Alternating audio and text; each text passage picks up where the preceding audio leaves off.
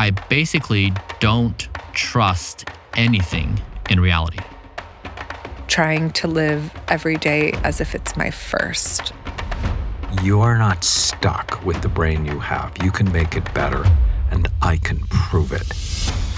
Rather than being stressed over making the right decision, make the decision right.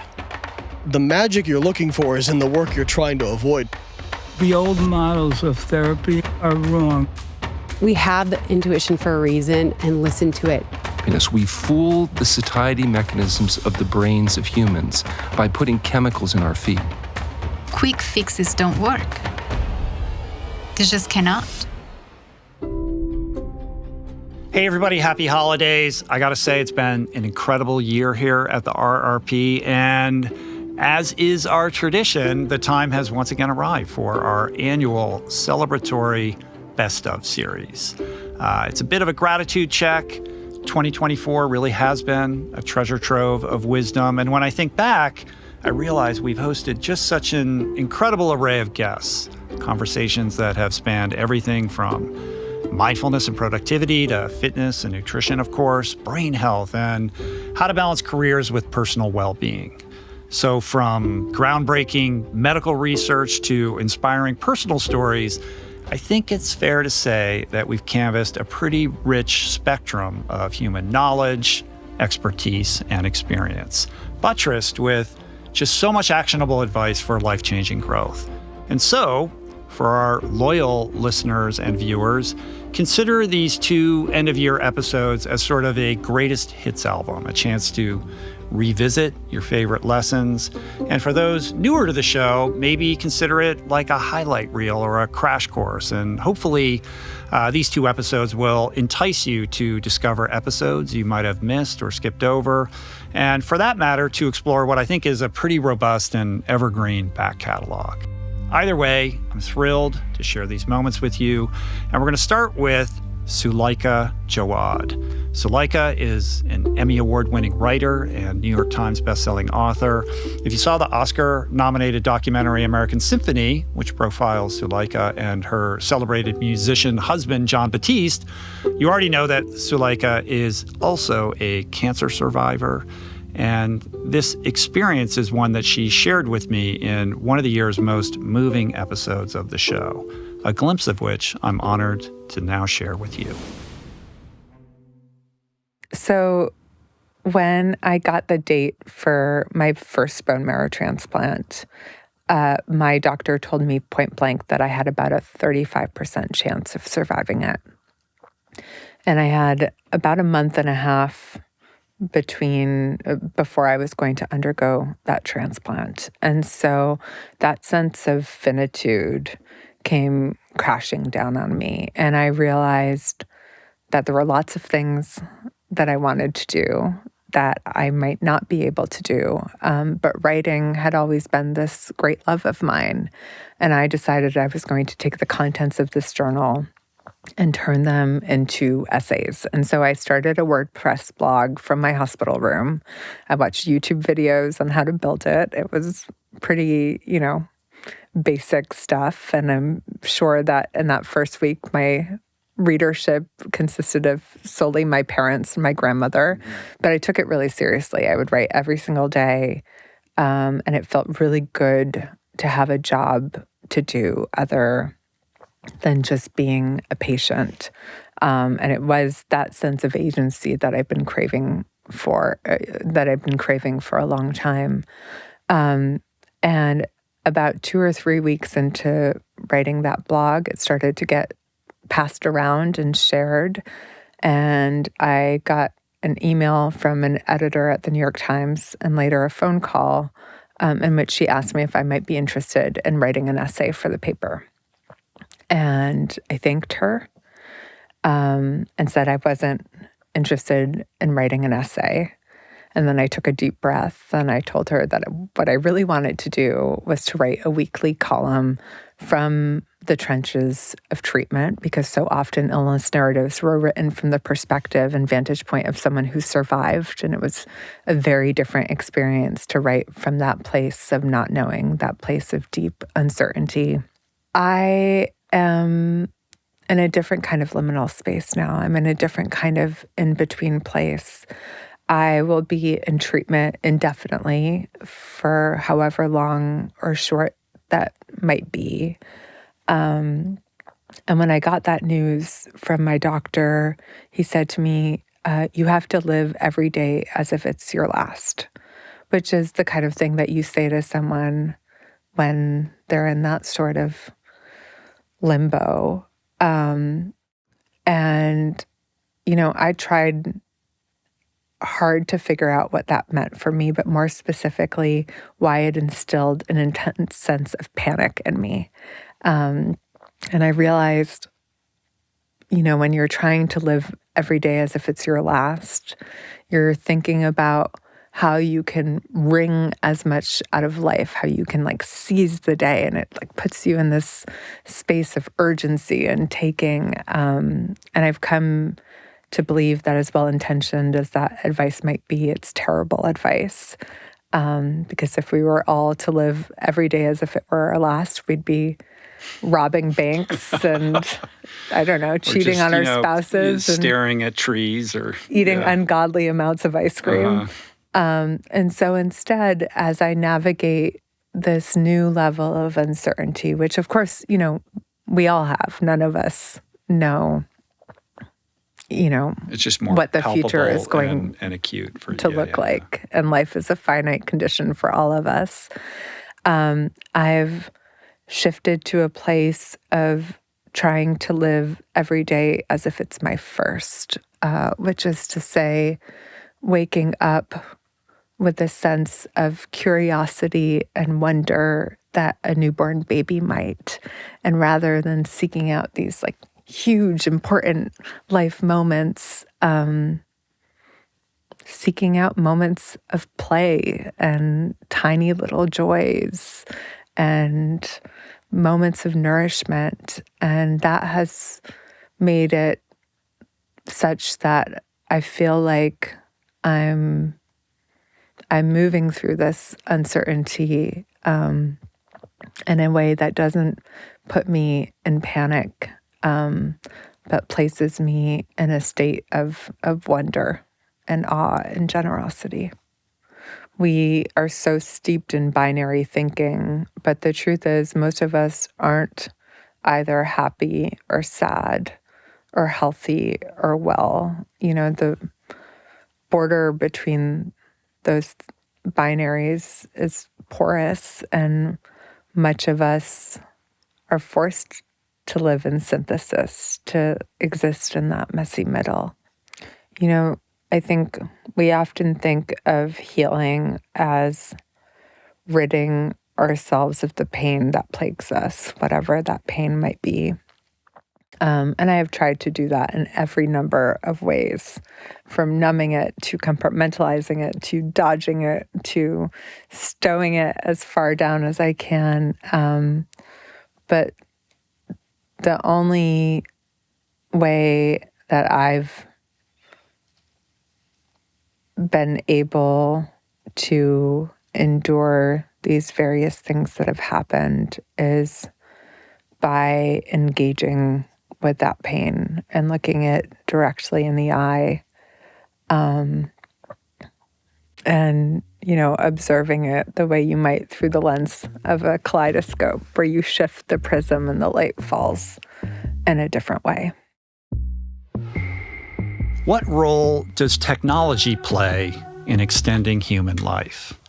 Tech entrepreneur turned longevity experiment Bryan Johnson joined the podcast in episode 810 to answer this question and more, offering what I think is a fascinating primer on his controversial $2 million per year protocol to defy aging.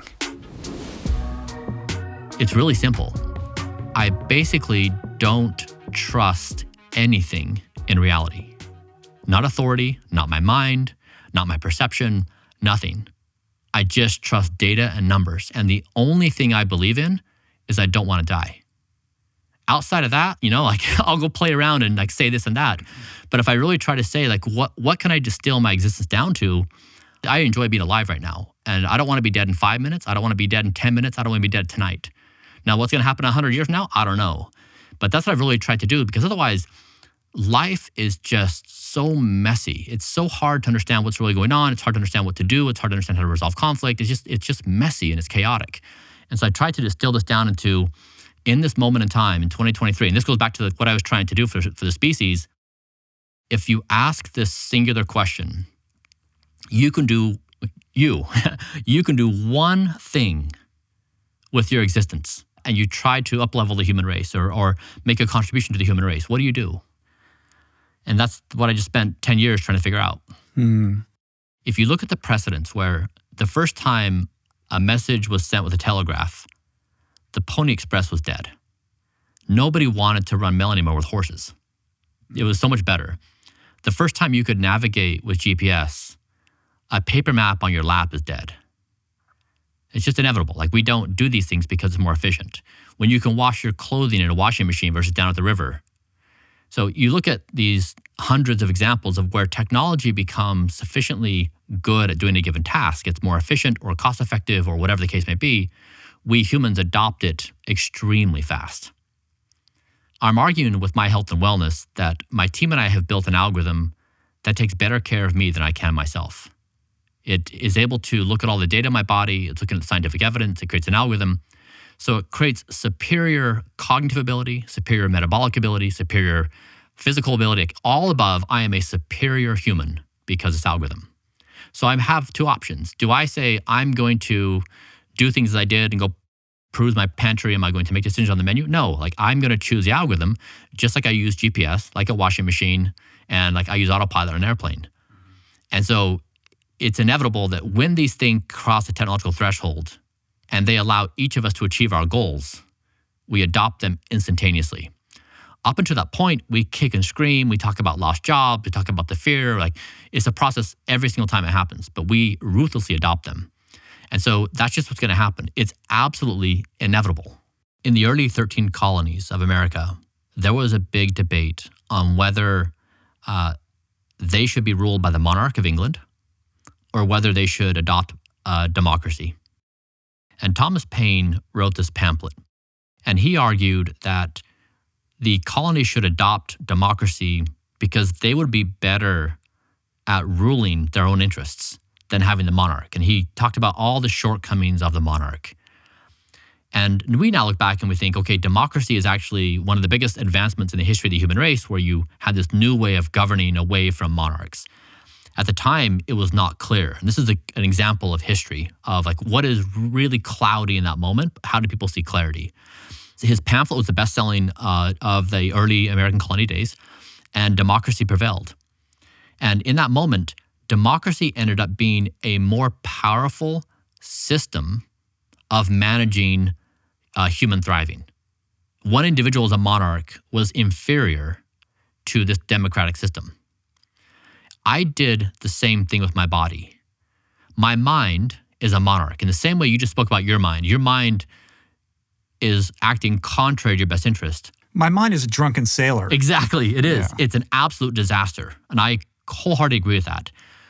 I did the same with my body. I said, who should really be in charge, the monarch, or should we have a democratic rule? And then we started with Blueprint. We started measuring every organ of my body. And we said, okay, heart, lungs, liver, pancreas, cardiovascular function, what do you need to be your best self? And I let them speak. And so I shifted the power from my monarch mind, that's a disaster, to my body to be in charge.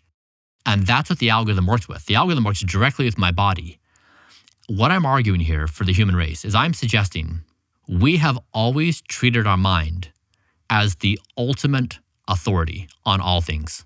It decides in any circumstance what it wants, when it wants, how it thinks, what it's going to prioritize. It has ultimate authority like the monarch.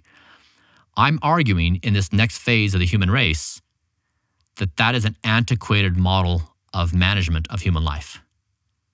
There are more powerful and more capable systems of intelligence that are emergent, specifically what I've done with Blueprint, empowering my body and artificial intelligence to manage itself.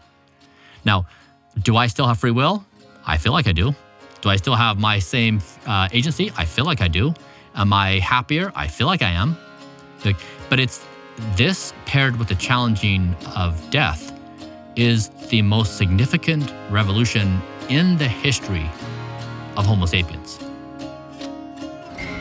In one of our most viral moments of 2024, we welcome to the podcast Dr. Ellen Langer, the sparky and pioneering grande dame of the Harvard Psychology Department, who's affectionately known as the mother of mindfulness. Dr. Langer's out-of-the-box thinking and groundbreaking work on the mind-body connection has reshaped our understanding of health and aging for decades. And over the course of our conversation, she unpacked the many fascinating ways our thoughts influence physical well-being, offering pretty valuable insights that had listeners buzzing for weeks. So here is Dr. Ellen Langer. You said, we don't enjoy our lives enough because we are not actually there. We are mindless, not mindful. Virtually all the world's ills boil down to mindlessness. Most of us live mindlessly most of the time. Yeah, no, I mean big, because it's even bigger than that when I give talks about it, where I have a slide that says virtually all of our ills, personal, interpersonal, professional, global, are the direct or indirect result of our mindlessness. Now, when I give a talk on that, I say, and just among us and the other million or so people I've said this to, I mean all. So yeah, I think that if we could only wake up, life would be very, very different for virtually all of us. Well, let's tease that out a little bit. Like, what would be a good example? So when I lecture on this, I often give this example. One thing that everybody thinks they know. How much is 1 + 1? Well, I'll you play know along. the answer. I've read the book, Okay. so the answer is 2. Okay, so it is sometimes 2, but not always. If you add 1 wad of chewing gum plus 1 wad of chewing gum, 1 + 1 is 1. If you add 1 pile of laundry plus 1 pile of laundry, 1 + 1 is 1. You add 1 cloud plus 1 cloud, 1 + 1 is 1. In the real world, 1 + 1 probably doesn't equal 2 as or more often as it does. Now imagine right after we finish talking, someone comes over to you and says, Rich, how much is 1 + 1? You're no longer going to mindlessly say 2. What you're going to do is pay some attention to the context, and then you're going to answer more mindful and say, it could be, and then you can say, it could be 1, it could be 2. Right, and what does plus even mean? Exactly. Yeah, right. I think this is really important, especially, but not exclusively, with respect to health. Medical science, like all science, can only give us probabilities. An experiment says, if it's reliable, that if you do it again the exact same way, which you can never do exactly the same thing, you're likely to get these findings. Those probabilities are presented in medical journals, textbooks, what have you, as absolutes. When you know something absolutely, you don't pay any more attention to it. And people need to know that everything they're told is a probability, is a best guess. So I mean, I can't imagine, but there are still doctors who will say something like, you have 6 months to live. There is no way they could know that. Mm-hmm. And when their prognoses become self-fulfilling, then I get upset. Yeah. Even the diagnosis of cancer, that you have cancer. You could have something that people have called cancer, but is different from it in these ways and those, we just don't know. And if I got sick, I'd certainly go to the medical world, but I wouldn't just hand myself over to them. And any doom and gloom hypothesis, I don't think I would be quite as willing as many people seem to be to accepting the truth of it. Most people get themselves crazed with, should I do this or should I do that? The decision is based on a prediction, right? Should I do this is because I'm predicting that this will be great, or this, which will be great, which will be greater, I don't know, and so on. When you can't predict, it doesn't matter. And if it doesn't matter, then life actually becomes easy. So my bottom line, rather than waste your time being stressed over making the right decision, make the decision right. Randomly choose. Now, you can randomly choose if you want an Almond Joy or a Snickers. Nobody's going to care, right? But it's this is the hard part to swallow, it's the exact same thing about getting an abortion or not, getting married or not, taking the job or not. Doesn't matter whether the decision is big or small, you can't know. That's a very confronting idea. Yeah, well, I mean, you can only live one life. If there was some magical way that I could live a life as somebody who's had 3 kids, and live a life as somebody who has 1 kid and somebody who hasn't had kids, maybe I can make a comparison. But you don't have that available to you. So I say to my students, so let's say, should you go to Harvard or should you go to Yale? So they made a decision to go to Harvard. So let's say it's terrible. They screw up royally. And they say, oh, I wish I had gone to Yale. There's no way of knowing that Yale wouldn't have been worse, better, the same. Mm-hmm. And that's why regret is so mindless. Because the choice you didn't take, you're presuming, would have been better. And there's no evidence for that. Globally renowned productivity expert and digital minimalist Cal Newport dropped by the studio earlier this year to discuss this idea of slow productivity. Cal is an authority on how to thrive in an age of constant distraction, and here's a taste of that message. Right. I mean, I think the plight of the modern knowledge worker is we don't have a good definition of productivity. So we think we do, right? I mean, it's someone like, yeah, I know what it means to be productive or not productive, but we don't actually have a great definition in knowledge work of what that means, because knowledge work is not well set up for the classical definitions of what it means to be productive, right? So in a factory, I can measure Model Ts produced per labor hour input, and it's a number, right? And then if you change something about how you build the Model Ts and that number goes up, you say this way is better, this is more productive. That came out of agriculture.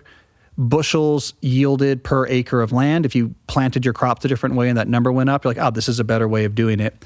Knowledge work emerges as a major sector in mid-20th century, right? The term is coined 1959. How do we define productivity here? Well, those did not exactly apply anymore because individual knowledge workers weren't producing one thing. They were doing many things. And maybe what I'm doing is different than what you are doing. And these are the projects I happen to have taken on. You've taken on these projects. The systems by which we were doing our work also are no longer transparent. So in knowledge work, how you organize yourself or manage your work is personal, which is a big change actually in the history of economic activity, but it's personal productivity. Mm-hmm. So there's nothing to even improve in an obvious way. So we couldn't use standard definitions of productivity. So what do we do instead? We said, let's use visible activity as a proxy for doing useful effort. Which is just a veneer of productivity, the appearance of productivity, the pseudo-productivity that you talk about. Exactly.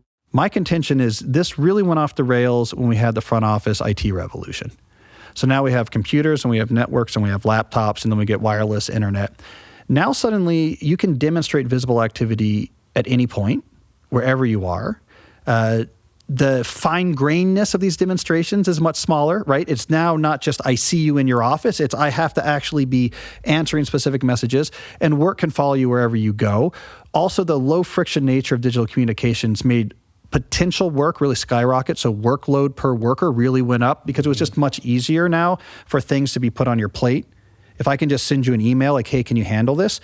That's much lower friction, much less social capital cost than having to actually come to your office and ask you to do something. So workloads also spiraled. Pseudo-productivity did not play well in that environment.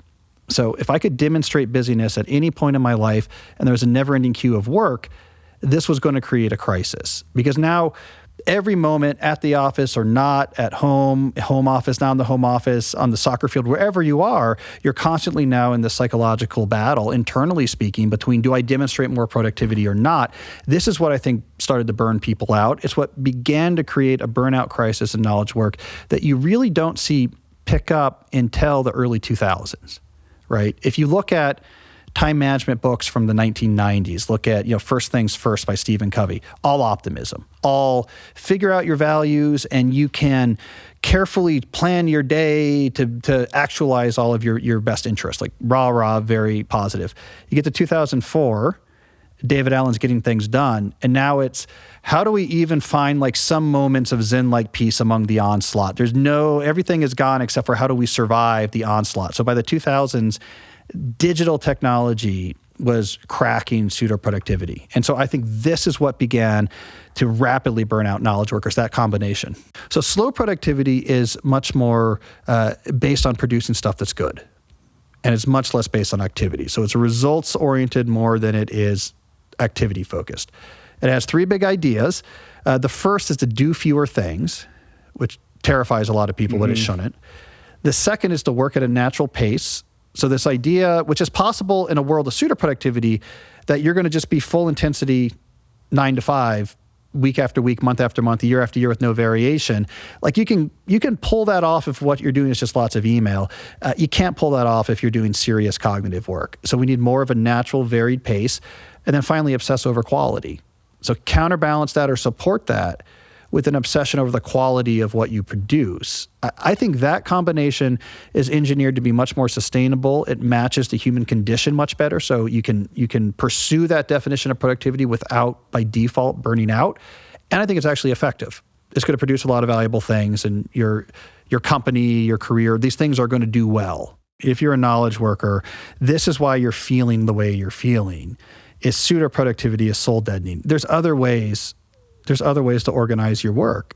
The key thing, if we do anything, is just at least all admit we have to start talking about alternatives to pseudo-productivity. We have to name pseudo-productivity. We have to realize why this is not producing stuff and it's making people miserable. And then we have to declare clearly, this is what I do instead. And not everything that everyone declares is going to work for everyone else, and some might not even work at all. But we have to actually start having that conversation, because what happened in the pandemic is people got completely burnt out from pseudo-productivity, and it led to this anti-productivity backlash. But the whole thing, I think, was really confusing and mixed up, and it was unclear who was mad at what. And is it capitalism's fault, or is it Instagram hustle culture? And it was like this weird sort of everyone wants to be mad at something and nothing. It was just a mix of upsetness and sort of like justified exhaustion. And like that didn't really get us anywhere. This is what, and I made this argument. I coined this term a couple months ago in the New Yorker. The Great Exhaustion is where we are. We had the Great Resignation, we had quiet quitting, we had the hybrid work wars. Now knowledge workers are at the Great Exhaustion. And my argument is a lot of that stuff that was happening in the pandemic was a proxy battle for this real battle. We just didn't realize it. Like, why were we fighting so much about some of the details of where work happened or didn't happen? It's not that the key to our happiness was schedule flexibility. It was just the only thing that was there for us to fight about. But our real discontent was not the details of a hybrid schedule. The real discontent underneath it all was pseudo-productivity. And so quiet quitting, also we're burnt out. So quiet quitting, maybe I'll just stop doing work, and that didn't work out. The Great Resignation had a lot of knowledge workers just leave the workforce because they were exhausted from this stuff. But all of these things were circling without actually identifying the real issue, which is pseudo-productivity is not sustainable. So we looked for enemies and we looked for reform and resistance, but we weren't actually reforming or resisting the underlying thing that mattered, which is as long as visible activity is our proxy for useful effort, and we have computers and email and laptops and smartphones, we're going to be miserable. For anyone navigating the complex terrain of women's health, understanding the brain's role is crucial. So here to give us guidance on the menopause brain is neuroscientist and author Dr. Lisa Mosconi, who joined me this year to talk about her groundbreaking research on the connection between menopause and Alzheimer's disease. Women's brains age differently from men's brains, and that difference is very, at least in part, related to differences in our reproductive systems and the hormones that drive those systems.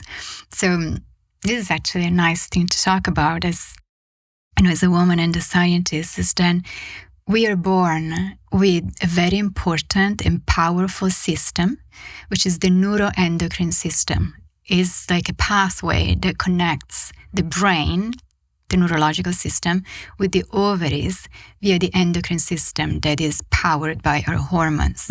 And this system we're born with, but is effectively activated during puberty for both men and women. And then for women is reactivated every time you go through a pregnancy. And then is eventually deactivated or turned off, at least in part, once women reach menopause.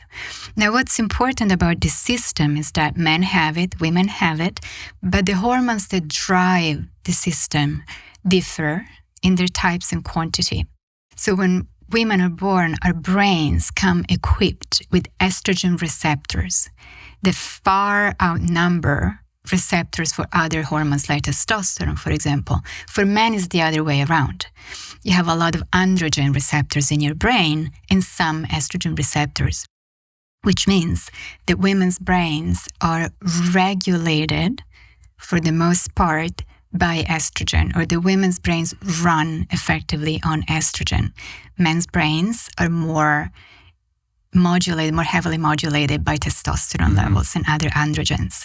Now, that has consequences because hormonal fluctuations for women occur on a monthly basis for as long as you have a menstrual cycle. Then there's a long period of time that I'm hoping we'll talk about. It's called perimenopause, the menopause transition that can last a decade, during which there are strong hormonal shifts that can kind of hijack your brain a little bit. This is what we're going to talk about. And then these hormones effectively recede, at least some of the estrogens recede after menopause, which could be a bit of a shock to your system. So I think it's really important to clarify that menopause is not just something that happens to your ovaries.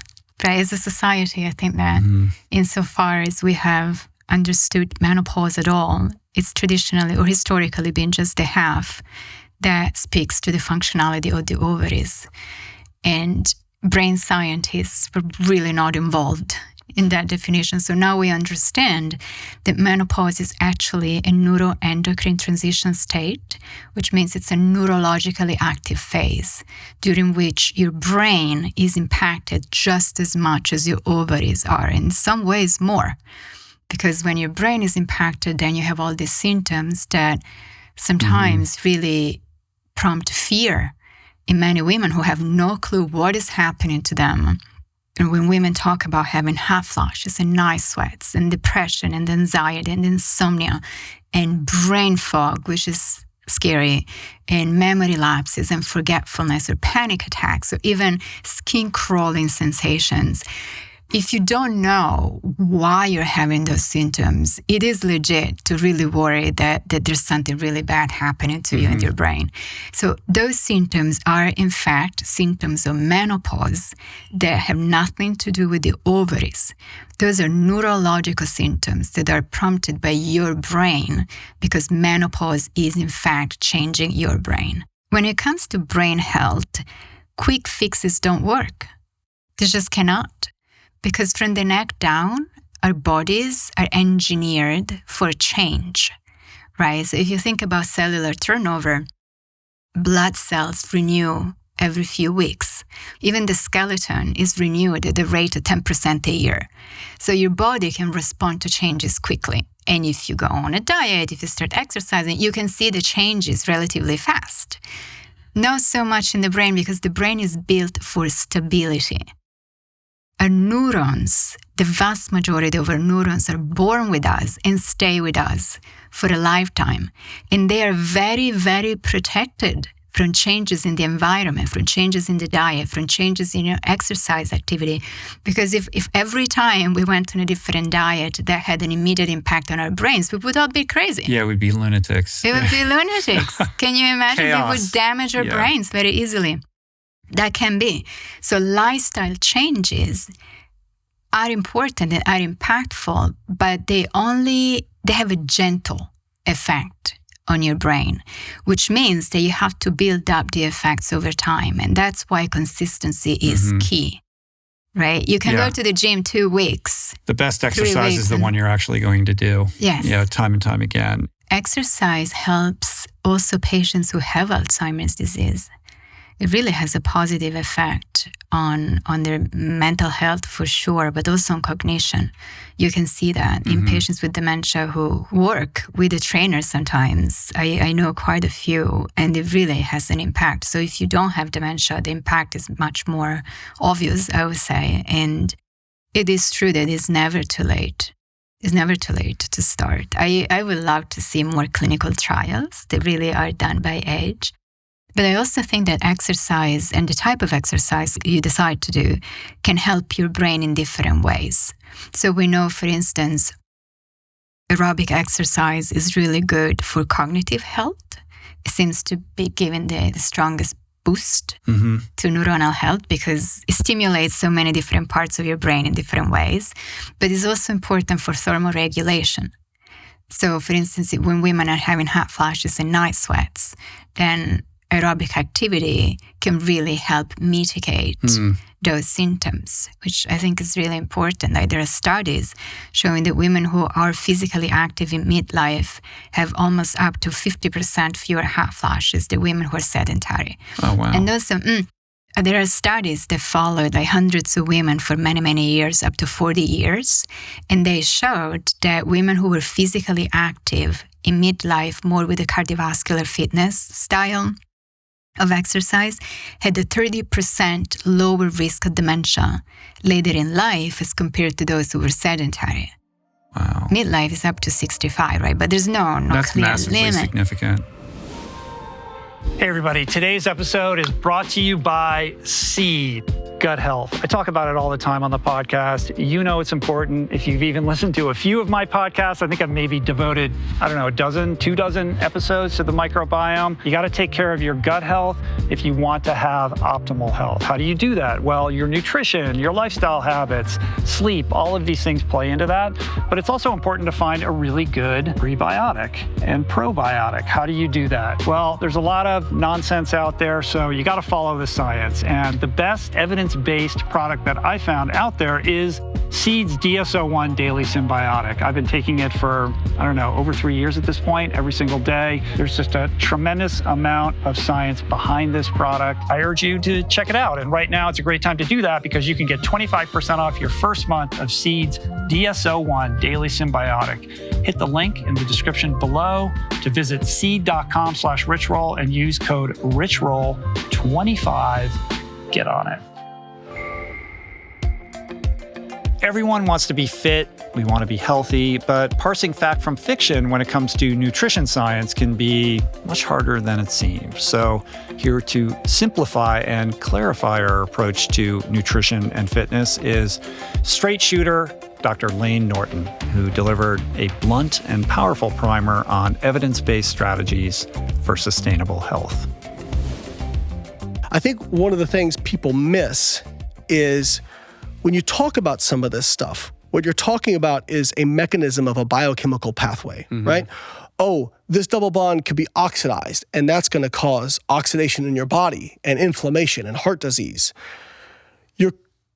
People don't realize you just made a lot of assumptions right there. That's like looking at single stocks inside of a mutual fund. Okay, so a mutual fund is a bunch of stocks inside of an overall fund, right? What do I care about if I'm investing? The performance of the mutual fund. And this is like somebody coming to me going, oh, you don't want to invest in this. Look at these 2 stocks that are down by 50% this year. And you go, oh, but if the mutual fund's up 30%, who cares, right? Like, there's going to be some stocks that underperform in there. And what I would submit to people, any food you eat probably activates negative and positive biochemical pathways. But the question is not whether or not it does both good and bad things. The question is, what is the summation of that response, the outcome of that response? Because outcomes, inflammation, heart disease, changes in body weight, these are the summation of hundreds, if not thousands, of mechanisms and biochemical pathways. And so what I always tell people is like, well, if only we had studies that actually measured that. Oh, wait, we do have studies that measured this. And here's what they show. I look at this stuff as kind of tools in a tool belt, right? And when we look at long-term, and now I'm kind of specifically talking about weight loss, right? We look at long-term weight loss studies. They see really no differences long-term between any of these popular diets. But when they stratify them for adherence, there's a linear effect, right?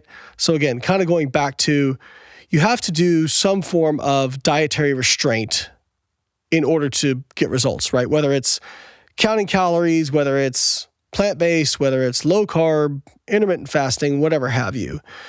But probably pick the form of restriction that feels the least restrictive for you. Like you talked about, like plant-based feels easy for you. You don't have to think about it. You do it. it feels easy. Yeah, right? I don't know that it was easy in the beginning, but it's easy now. Well, it's just like any change that you make, you have to understand that it's going to be uncomfortable, and you have to weather that discomfort because you're being deprived of the things that you crave and that you're used to.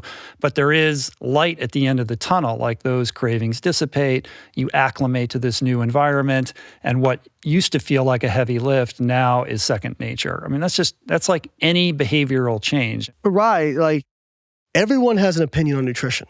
If I tell you I'm a theoretical physicist and I study string theory, I mean, we might have a short conversation, but most people aren't going to challenge me too much or really go down the rabbit hole with string theory, right?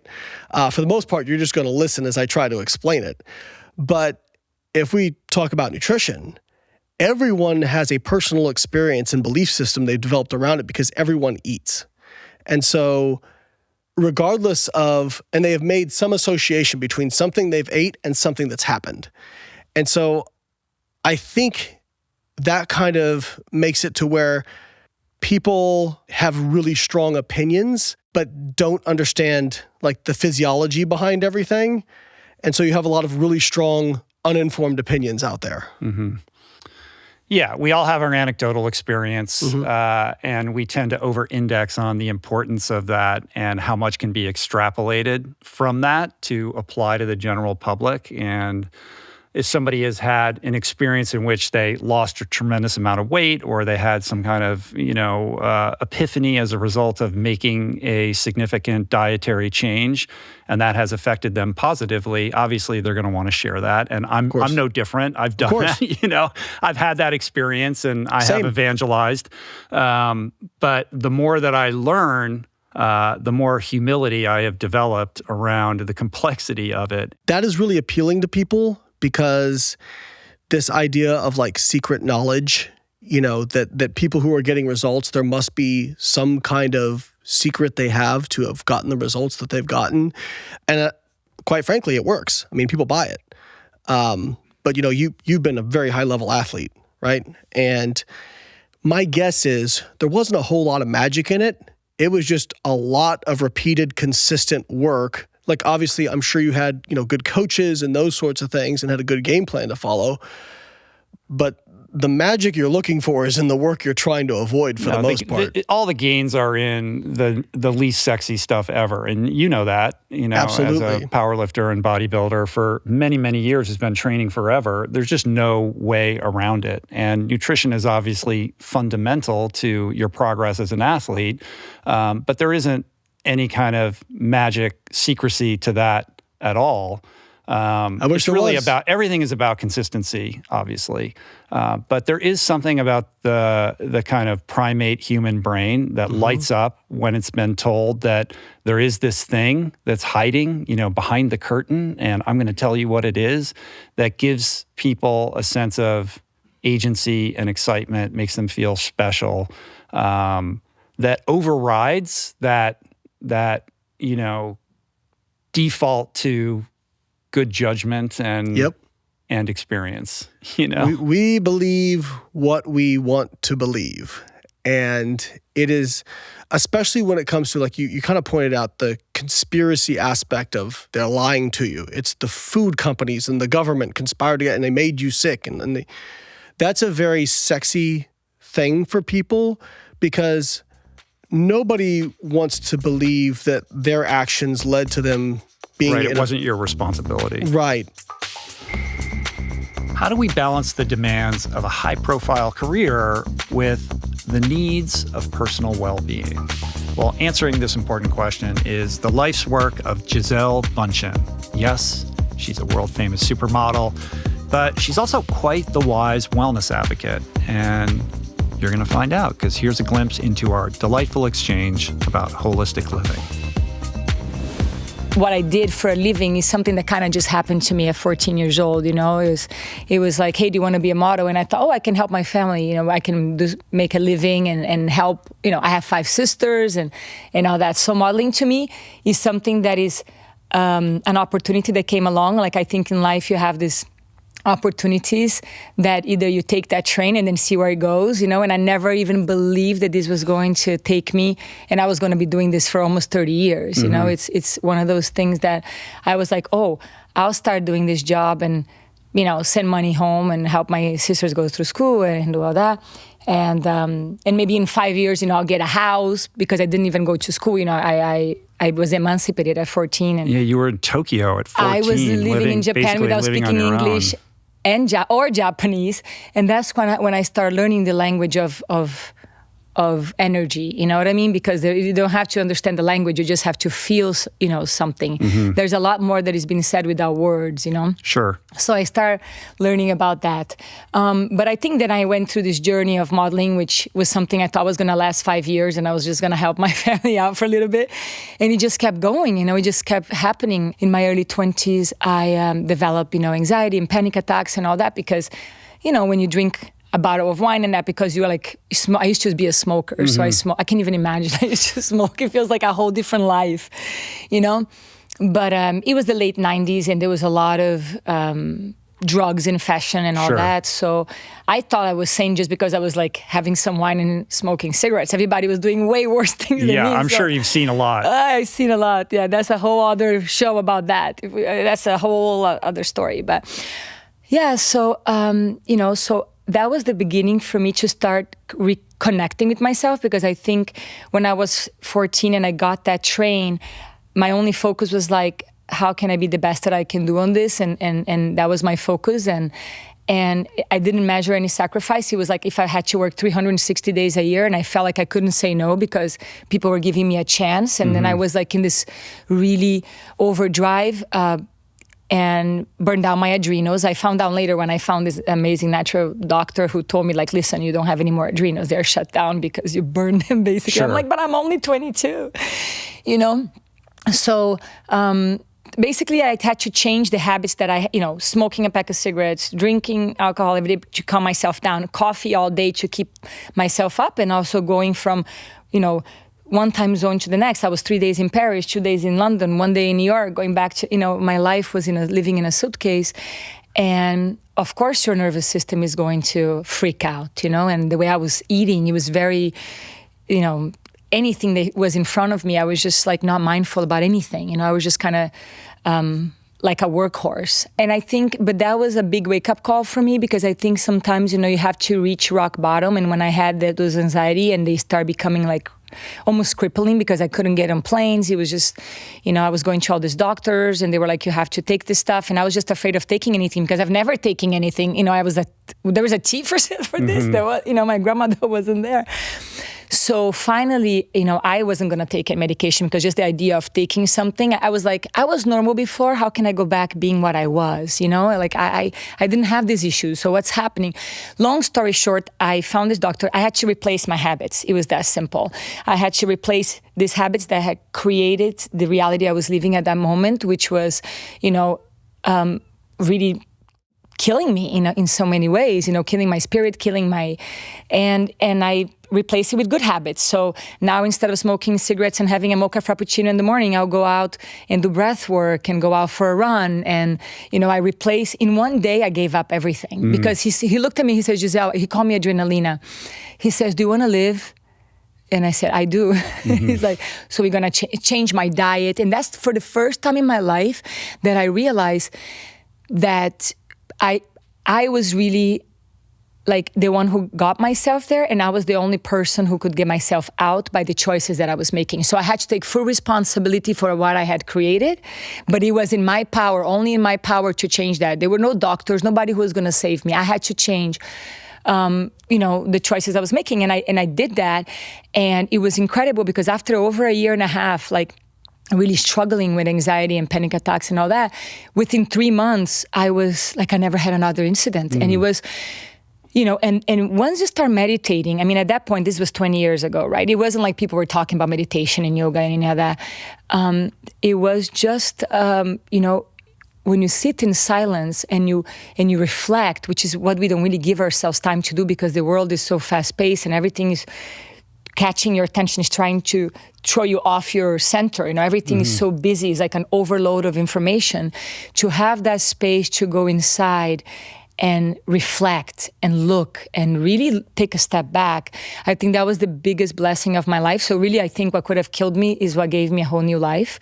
And it was amazing because since then, like, everything changed. Like, I realized that food is my medicine. I realized that I am the director of my own movie, that I'm creating my reality based on the choices that I'm making, but what I'm choosing to, not only the people I'm choosing to have around in my life, but what type of energy, what kind of thoughts I allow to, what am I feeding, what kind of thoughts am I, so all of that. So that became like a big changing of seasons for me in my early 20s.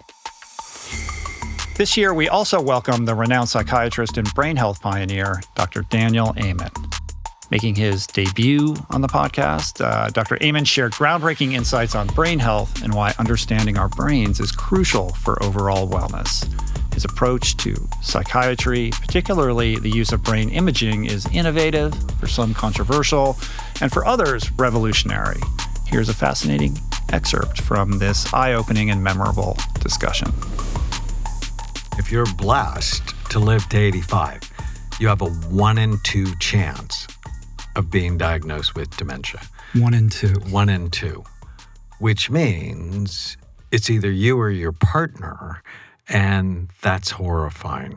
But what most people don't know is you can have an impact on that. And since 2005, I wrote a book with my friend Rod Schenkel called Preventing Alzheimer's. And I updated it in 2017 with Memory Rescue. And the big idea is if you want to keep your brain healthy or rescue it, you have to prevent or treat the 11 major risk factors that steal your mind. And you talked about your mom having it. The mnemonic that we'll talk about is called Bright Minds. And the G in Bright Minds is genetics, but we don't think about it properly. Oh, well, I'm overweight because my family's overweight, or I have hypertension because it runs in my family, or I have diabetes because it runs in my family, or I have Alzheimer's disease, or I'm vulnerable to it and there's nothing I can do about it. And that's a lie. Genes increase your vulnerability and they teach you what you should be doing. So I started looking at the brain in 1991, and we've looked at over 250,000 scans. But early on, I came to realize you're not stuck with the brain you have. You can make it better, and I can prove it. And so if I look at your brain and then you have a car accident, your brain's going to be worse. If I look at your brain and then you go on a drug bender, your brain is going to be worse. If I look at your brain and then all of a sudden you stop sleeping or you go through a divorce, odds are your brain's going to change in a negative way. But I also did the big NFL study. When the NFL was sort of lying they had a problem with traumatic brain injury in football, 80% of my players got better. I could see the damage, but when they go on a brain healthy program, 80%, their brains looked better anywhere from 2 to 6 months later. That's exciting. 1995, I get a call late one night from my sister-in-law, Sherry, who told me my 9-year-old nephew, Andrew, had attacked a little girl on the baseball field for no particular reason. And I'm like, what? And she said, Danny, he's different. He's mean. He doesn't smile anymore. I went into his room today and found 2 pictures he had drawn. One of them, he was hanging from a tree. The other picture, he was shooting other children. So if you think about it, he's Columbine or Sandy Hook or Parkland, Florida, waiting to happen. And I'm like, I want to see him tomorrow. And they lived 8 hours from me. So they brought him to me. I'm like, buddy, what's going on? And he's like, Uncle Danny, I'm just mad all the time. I'm like, is anybody hurting you? No. Is anybody teasing you? No. Is anybody touching you in places that shouldn't be touching you? No.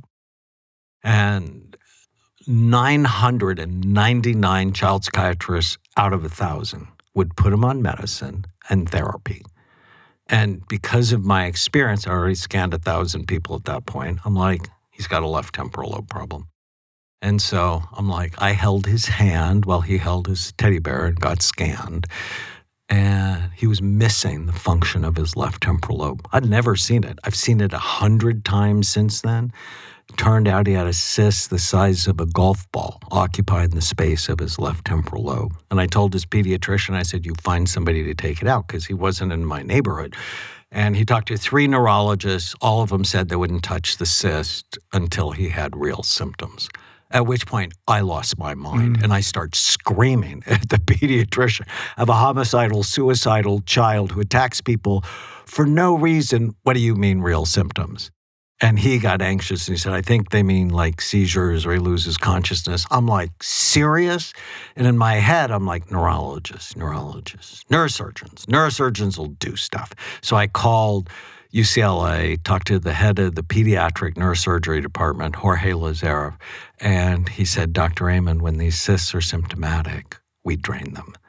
He's obviously symptomatic. And after the surgery, I got 2 calls. One from my sister-in-law who said the surgery went really well, and when Andrew woke up, he smiled at her. She said, Danny, he's not smiled for a year. And then I got a call from Dr. Lazarev, who said, oh my God, Dr. Amen, that cyst was so aggressive that put so much pressure on Andrew's brain that thinned the bone over his left temporal lobe. So his skull had been thinned. He said if he would have been hit in the head with the basketball, it would have killed him instantly. Either way, he would have been dead in 6 months. Next up is Olympian Kara Goucher, one of the greatest long-distance runners of all time. Kara shared deeply impactful experiences in professional athletics and her fight for integrity in sport. Here's a slice of that exchange. When does it start to appear that things might not be as they seem? There were little signs early on of things that were just a little off, the way people were talked about or certain rules that were sort of like laughed off. But honestly, the first couple of years, we believed in what we were doing, and we believed in Alberto. I mean, it wasn't like we got there and we thought, what are we doing here? It was weird. You know, we were sleeping with a tent over our bed, and Alberto was so involved in our lives in a way that we weren't used to, seeing us every day, calling us a lot, constantly checking in. It was just different. But it was a couple years in before anything came up that felt uncomfortable. I think that's why I stayed for so long, because it was sort of like this slow burn of me sort of compromising my values as we went along. But I think that's one of my weaknesses, is searching for this figure. And this will make me emotional, but I realize now I had it the whole time, my grandpa. But, I worshiped my high school coach. It was a male. I worshiped my college coach. But with Alberto, he brought me into his home. He had me eat meals with him. I was at his house all the time. It was, Mark Wetmore. I've never been to his house. I've known the guy since 1996, Same with my high school coach. I have no idea where he lives. It was just different. It was so much more invested in, and what felt like so much more invested in me. And so it was very easy for me. And looking back, this was a huge mistake I made, but to allow him to be more than a coach and to be that person. And I know that he enjoyed that. He actually would say, I feel like I'm a father. He would call my mother and say that I was brought into his life for a reason. And that, looking back, was extremely unhealthy. But at the time, it felt almost like warm God had intervened. Intervened, and I was brought into his life, and he's there for me. Which makes it so confusing, yes. But also makes the transgressions all the more egregious when the deception and the abuse, emotional and physical, starts to enter the picture.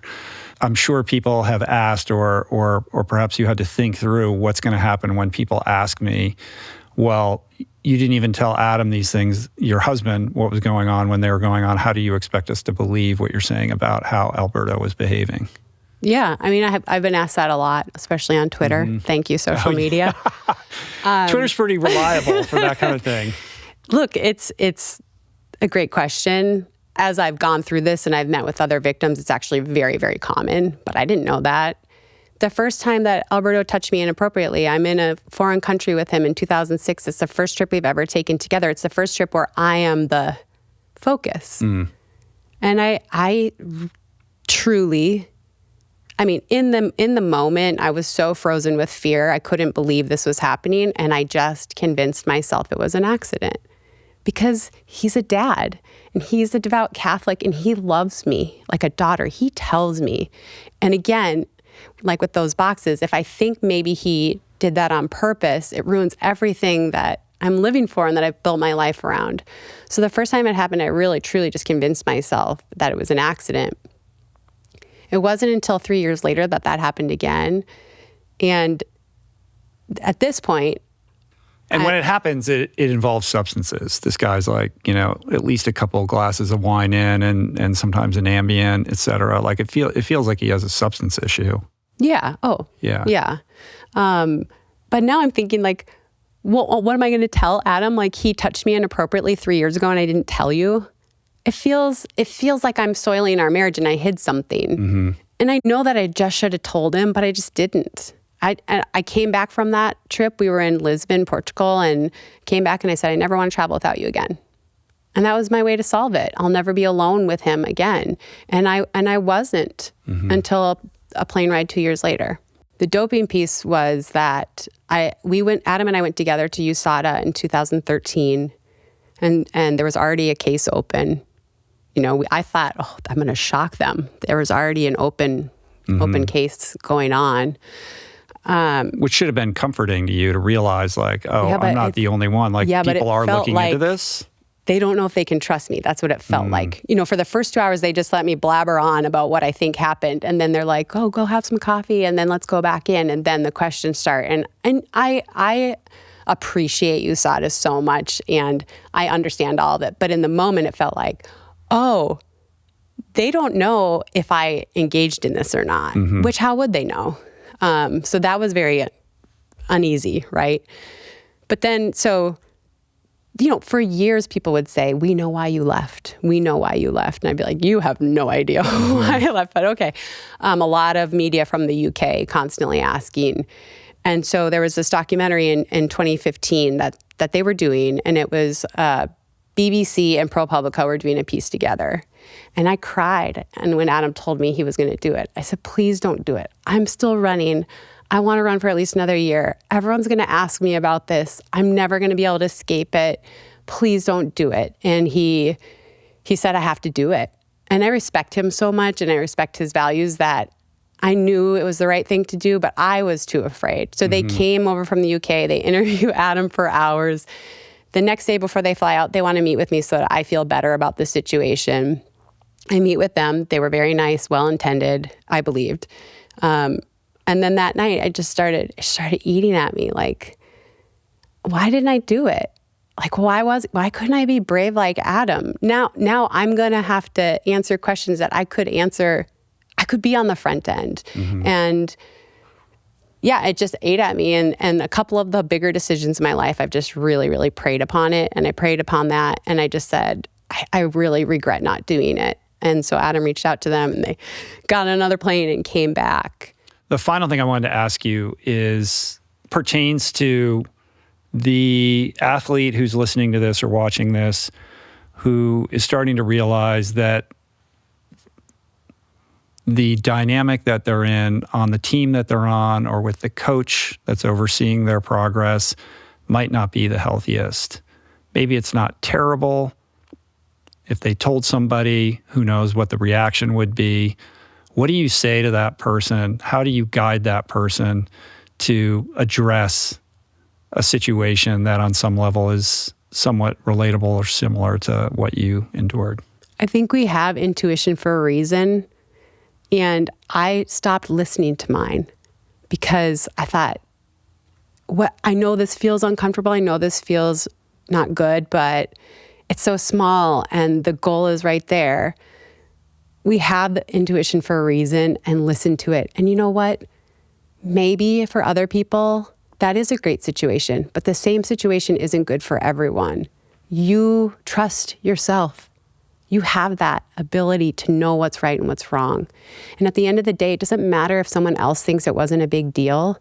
If it's making you uncomfortable and your little bells are going off, that is not going to help you as an athlete. You're not going to run or perform the way you want when you have those constant questions in your mind. So listen to yourself and trust yourself. You will make the right decision. I am a total gearhead, and I've learned that people often overlook apparel. But what you wear isn't just clothes. It is, without a doubt, technology that can make or break a performance. And I can tell you that On is innovating in this space like no other, with next-gen premium fabrics and just this heightened level of sophistication and intentionality previously unheard of that puts them just miles beyond the competition. I've been rocking On's high-performance running apparel, all super lightweight, tailor-fit, built to move, and just gorgeous to get you out and get it done in fleet-foot comfort, no matter the weather. I'm super proud to be a brand partner with this impressive team. Truly Swiss innovation at its finest. To get you moving, On is offering an exclusive 10% discount. To redeem, head over to on.com/richroll and sign up for On's newsletter.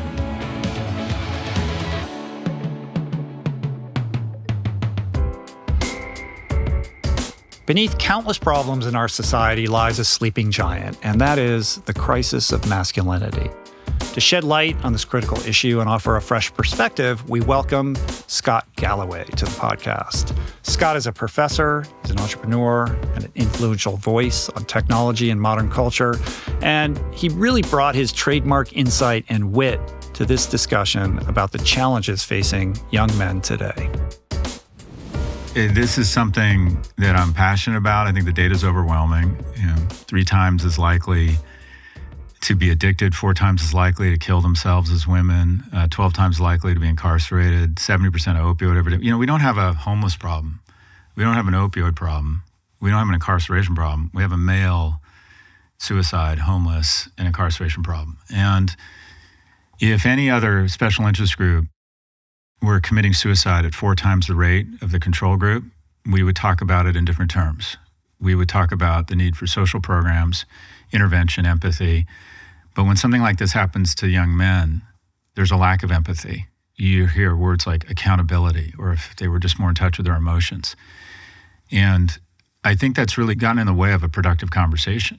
And because there hasn't been a productive conversation and people out there feel and see what's going on, some voices have entered into that void that are sort of unproductive voices. And sometimes that kind of this pro-man rhetoric oftentimes is just simply veiled misogyny or a lack of empathy or kind of what I'll call the manosphere. It starts off fine. It's be action-oriented, be fit, take control.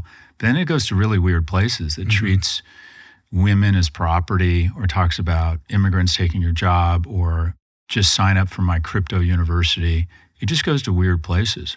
What is going on? Like, how did we get to this place? What are the tectonic plates that have led us to this situation that we find ourselves in? So just to make the point around accessibility, I don't know the numbers in Stanford, but when I applied to UCLA in 1982, the acceptance rate was 76%, and it cost $1,200 a year. And I had to apply twice, and I got in. The acceptance rate this year will be 9%, and it's $34,000. So it's just inaccessible to anyone who's not remarkable or rich. So how did we get here? I think there's been a variety of things, a confluence of factors that have all collided around young men. One, there's just a lack of empathy. People see it as a zero-sum game where if you feel empathy for men, it must mean that you are anti-women. And so there's a lack of empathy and what I call zero-sum gaming it.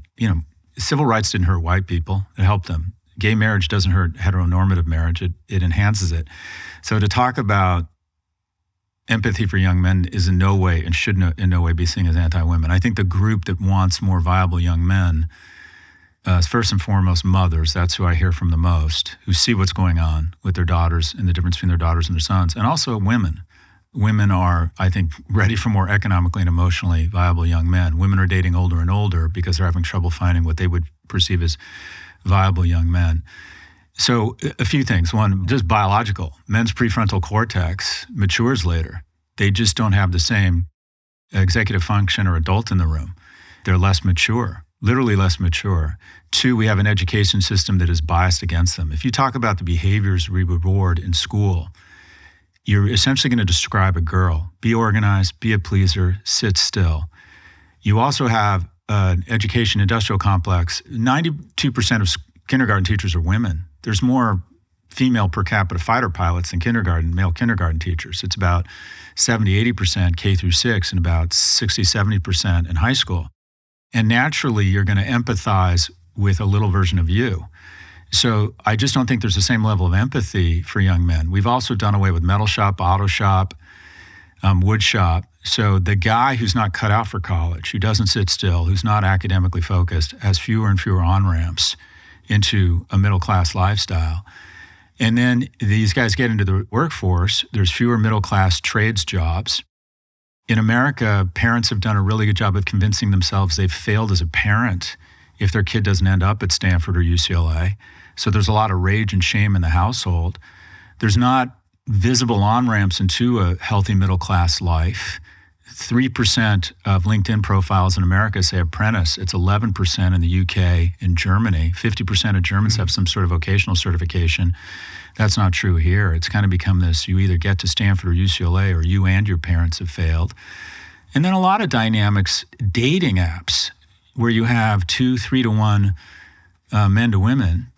And you also have this effect where because everyone has access to everyone, not everyone, but women who have a much finer filter are all drawn to the kind of what I call same guy. So you have 50 men on Tinder, 50 women. 46 of those women will show all of their attention and interest to just 4 guys.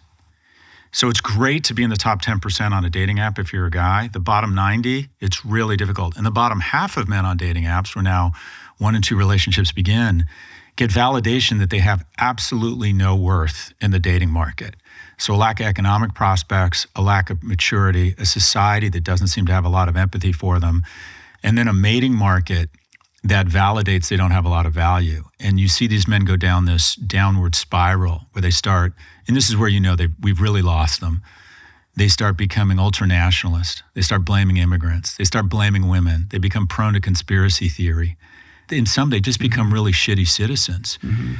And the final thing I would say is that the most profitable, valuable companies in the world have one thing in common, and that is they're tapping into a lack of regulation and instinctive flaws. Men are more risk aggressive. So the fastest growing technology sector right now is gaming, which is a polite way of saying gambling. Men are more risk aggressive. They like to gamble. 85% of gamblers are men. They're 4 to 6 times more likely to develop a gambling addiction. You then put it on a phone, and you have Kevin Hart and Charles Barkley telling you that you're smart and you should bet on March Madness. And then you have social media apps or Robinhood or Meta or YouTube sort of tapping into these instincts, these flawed instincts of men, where they become prone to conspiracy theory, much more risk aggressive, much more inclined to develop a relationship with YouPorn as opposed to saying, okay, how do I go out there and develop the skills and the game and the economic and emotional viability to find my own romantic partner? They're mistaking Reddit and Discord for friendship. Mm-hmm. They're mistaking Robinhood and Coinbase for making a living. They're mistaking YouPorn for establishing a relationship. And so a lot of these men have had the real world or the motivation to find real relationships replaced with algorithms and screens. It's a low entry, low risk cost of having a reasonable facsimile of life. And if you're not careful, you wake up a few years later, you don't have those skills and you're depressed. Because getting out and finding a job, getting out, going into work, getting up, putting on a tie, learning how to read the room, learning how to make a woman laugh, establish body language, be persistent, endure rejection. You know, there's a reason romantic comedies are 2 hours, not 15 minutes. This shit is hard and it's humiliating, but that's what real victory in real life looks like. And I think there's a disproportionate or a small number of young men who are ever going to experience that real joy and that real victory because of the low cost, low entry, reasonable facsimile of life that these companies prey on. I find young people are totally unrealistic. I call it the myth of balance. I mean, you can have it all, but you can't have it all at once. When I survey my kids, my students, I say, how much money do you expect to be making? They expect to be in the top 1 percentile of income earning households, 80% of them by the time they're 30. And then they talk about balance. Balance in the context of an expectation. they want balance. They don't want to work that hard. They want balance. They want hobbies. They want to spend time with their family and their dogs. I'm like, okay, unless you're born rich, I don't know how to do that. I don't know anyone that successful who didn't for a good 10 or 20 years work pretty damn hard. Maybe Beyonce, but Beyonce supposedly works 60 hours a week. Next up is vegan bassist Tanya O'Callaghan, a truly remarkable person who, alongside her gig as a professional touring musician, has dedicated her life to fighting for animal rights and environmental causes. Our conversation centered on her journey from Irish roots to global rock stages with bands like Whitesnake, Bruce Dickinson of Iron Maiden, and Dee Snider, and how she uses her platform for positive change. It makes sense, right? It's like as soon as I discover this, it's like, well, I don't want to eat them because I like animals. I don't want to stay here because it's wasting my time. I know my time is better spent over here.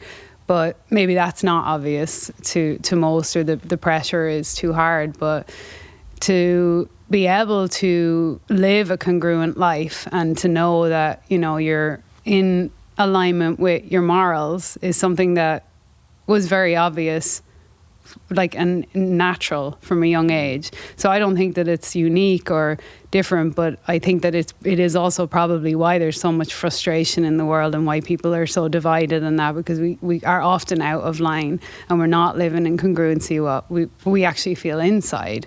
And, you know, we obviously do that a lot when it comes to morally justifying or morally compartmentalizing things just because it's convenient. So you're in the Deep South, you're on tour, maybe you're in Arkansas or Mississippi or rural Louisiana or something like that, and you come upon somebody and you find yourself in a conversation and suddenly this person seems curious and receptive to, they're like, wow, this Tanya, like I've never seen anyone like Tanya before. Like, what is she, you know, what is this person all about? And then there's an opening where they're like, how do I make that lifestyle change? Like, what do you say to that person who suddenly seems receptive to doing something different? Usually something like, you're already vegan because you're vegan, but you also eat meat and cheese.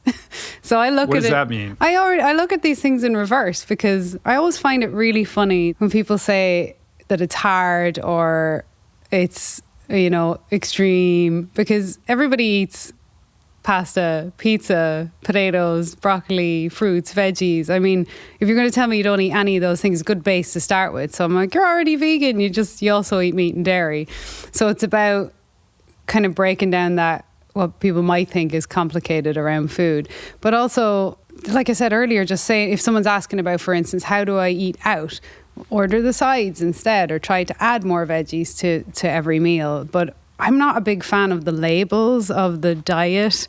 So I try to keep the buzzwords out a lot, because for some reason they're a big trigger if you're saying like vegan or vegetarian. I mean, I'm not sure why, because it's literally about being kind to animals. I don't know why it got tagged with like the tagline of it being extreme choice. Sometimes you're gauging, like if a person's trying to come at something from a health perspective, if they have a very obvious health issue, of course you can go with we know, like the science is stunningly clear that there's a serious benefit for heart disease, diabetes, hypertension, you know, all the obvious things. But if it's not a health thing, then maybe it's animals. Maybe it's, well, do you really love animals? Have you ever looked into what, you know, mass animal agriculture actually looks like and what factory farming looks like? Because, you know, people are like, oh, I get grass-fed. Like, it's funny that everybody's saying they get grass-fed when it's very small, very, very minimal percentage that actually is. So I guess you're trying to gauge what the person is curious about. Is it their own health, or is it maybe they love animals? But the cool thing about the whole plant-based umbrella, it's about the closest thing to a panacea we have, because you look at ocean acidification, rainforest deforestation, antibiotic resistance, zoonotic diseases. Like, there's no real negative to shifting towards this, because for your own health, obviously the health of the planet, and then all these ripple effects that it has out, surely one of these things speaks to you. Do you have children? Like, this is what we're doing to the planet, and their generation is going to be affected by this. The planet's going to be fine. You know, I hate when you get the sort of performative activism of save the planet. Of course, we all want to save the planet, but the planet's going to be fine. But whether or not we want to exist here on a healthy planet while we're here, and your kids and their kids. So, I often talk to older families who have 2 and 3 generations that they're starting to shift toward plant-based because they saw, oh wow, the soil, places I was talking to a farmer and his family in Kansas a couple of years ago, and he was telling me the story of how it was when his granddad was on the land and how different it was by the time he had to work under the contracts for big agri, and they're tied into using these specific fertilizers and pesticides. The soils changed, the food changed, the financial system structure changed for his family. And then he's like, I don't want to pass this down to my son and their kids. So they were starting to kind of think about shifting, but a lot of, the information is being kept away. So I really like getting into, it just depends on where the person is coming from. If someone's asking you from a health perspective, I'm like, go listen to Rich Roll and Simon Hill. Or read these books. But that's the really cool thing about this whole sort of movement per se. There's a positive no matter what way you're looking at it. There's really no negatives that we've yet to find. In episode 827, we welcome the brilliant social psychologist Jonathan Haidt to the podcast to explore his groundbreaking research on social media's impact on youth mental health, which is the subject of his seminal book, The Anxious Generation. Haidt's insights into how digital technology is reshaping adolescence made this one of our most impactful episodes of the year. So here is an excerpt from that conversation. We were at a tipping point, even if I didn't write this book. And I just had the very good fortune that I kind of rushed through, writing the book, and I felt like I had to get it out soon. It just happens to come out just as America is ready to tip. In Britain, they actually tipped last month. In Britain, the parents are rising up. People have had enough. I've been studying this intensely since 2019, but a bit before then. In 2019, it seemed pretty clear that the phones are doing a number on the kids. There was an academic debate. I couldn't prove it, but I was making the case along with Jean Twenge. And then COVID came in and confused us all for several years. What kids really needed before COVID was a lot less time on their screens and a lot more time outside playing with each other. And then COVID came in, and what American kids and kids all over the world got was the opposite. A lot more time on their screens, a lot less time playing with other kids face to face. And it became clear by 22, 23, the kids are really a mess. I mean, the mental health is horrific. But what Jean Twenge had shown, what I've been showing, is that COVID actually didn't make things a lot worse. It's been getting worse and worse since 2012. Something happened in the early 2010s. Mental health fell off a cliff for those born after 1996, not for those before. And what we're trying to figure out is what on earth happened and how do we roll it back? So I'll start in the 1990s because that's when most of us got our first look at the internet. And it was marvelous. It was miraculous. It was as if God came to earth and said, would you like to know everything instantly all the time? And we're like, yes. And so, I certainly was a techno-optimist. I first used, Alta Vista in 1994. And in the 90s, we thought that the technology, the internet was going to knock down tyrants, going to be the best friends of democracy. So most of us are very positive about these developments, and it really was amazing. And then we get the early social media, 2003, 2004, MySpace, Facebook. They're connecting people. It's all so amazing. You get, Uber and Amazon, totally amazing. 2007, the iPhone comes out, and it's not at all harmful. It's a digital Swiss Army knife. You pull it out when you need a tool. So everything's great until, 2010 or so. The mental health of teenagers is fine. It's stable. It's actually getting a little better in some ways compared to Gen X. And then between 2010 and 2015, everything changes. The technological environment changes, and with it, the mental health. And what we can discuss later, the evidence on whether it's causal, but at least it's incredibly well correlated. What you have to see is that in 2010, of course, kids were on their phones all the time. We all talked about how they're always texting, but that's all they could do. They could text and they could call. That's what a flip phone does. That's it. They didn't have high-speed internet. They didn't have front-facing cameras. They didn't have Instagram. They just used their phones to connect. It's okay. Over the next 5 years, that's when everybody flips over to a smartphone. So by 2015, 70% of American kids are now on a smartphone, mostly an iPhone. Most of the girls have Instagram, front-facing camera, high-speed internet, unrestricted data plan. And so now You could be online literally all day. Today, like in 2024, about half of American kids say that they are online almost all the time. This is what's so devastating. Puberty is this really important period of child development in which the brain is rewiring based on input it's getting. And all around the world, adult societies help their kids through that transition. How does a boy become a man? How does a girl become a woman? And what we did in the early 2010s is we said, how about if we don't help you with that at all? How about if we give you a device which will take up all of your attention, like everything that isn't nailed down to something, it's going to go to your phone. And a lot of that attention is going to be to random weirdos on the internet who are selected by an algorithm because of how extreme their performance is as voted by other random weirdos on the internet. How about if we let that socialize you?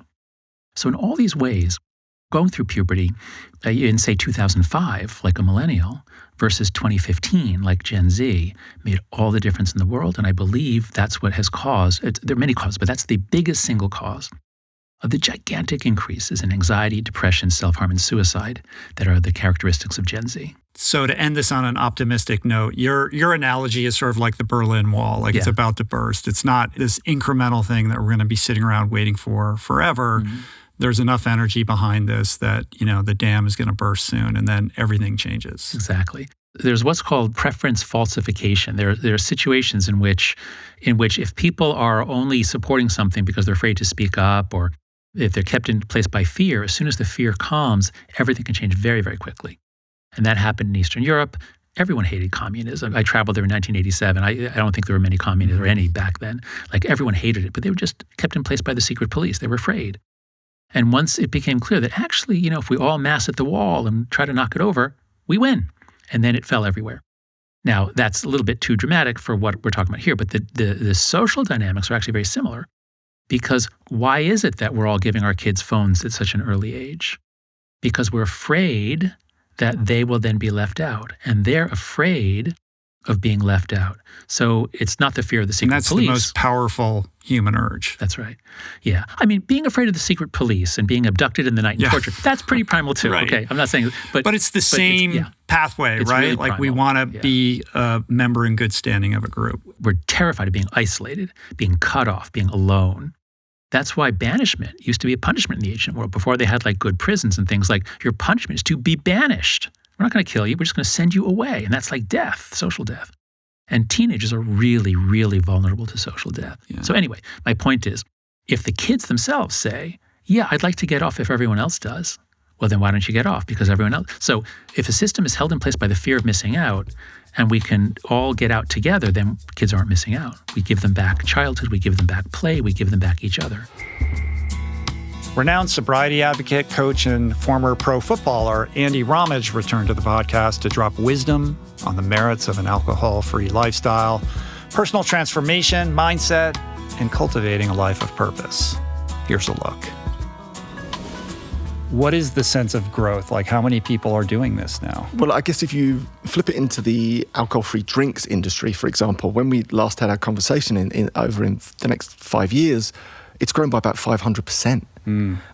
We've still got about 70% of the adult population of the Western world are still drinking in that middle lane, but all the stats are starting to show that that's rapidly declining. And my big mission, really, 2030, I'd love to see 1 in 2, so 50% of adults on the fun side of the island with me rocking it, and it's escalating at rapid growth. Younger people are drinking less or not at all. I think there's still a huge band of people, this middle lane, which is probably 35 to 75, that are stuck in that old ways and behaviours of drinking. And again, it's the middle lane that I worry about the most, because I think, and you know this yourself, Rich, it's very obvious. If you've got a severe problem with alcohol or an addiction, you know that there's an issue with it. But the middle lane, for the last however many years, have been drinking completely unaware that their relationship with alcohol, those 1 or 2 drinks in the week or 2 or 3 more at the weekend, are having a massive negative impact on their life. It might just be on their sleep. It might be that they're a little bit more grumpy. It might be that they can't quite be bothered to exercise. They're not consistent in the way that they nourish their body because they've got those hangover blues, or that their mental health is not where it wants to be. And that's in the middle lane. And I think most people are so unaware of it.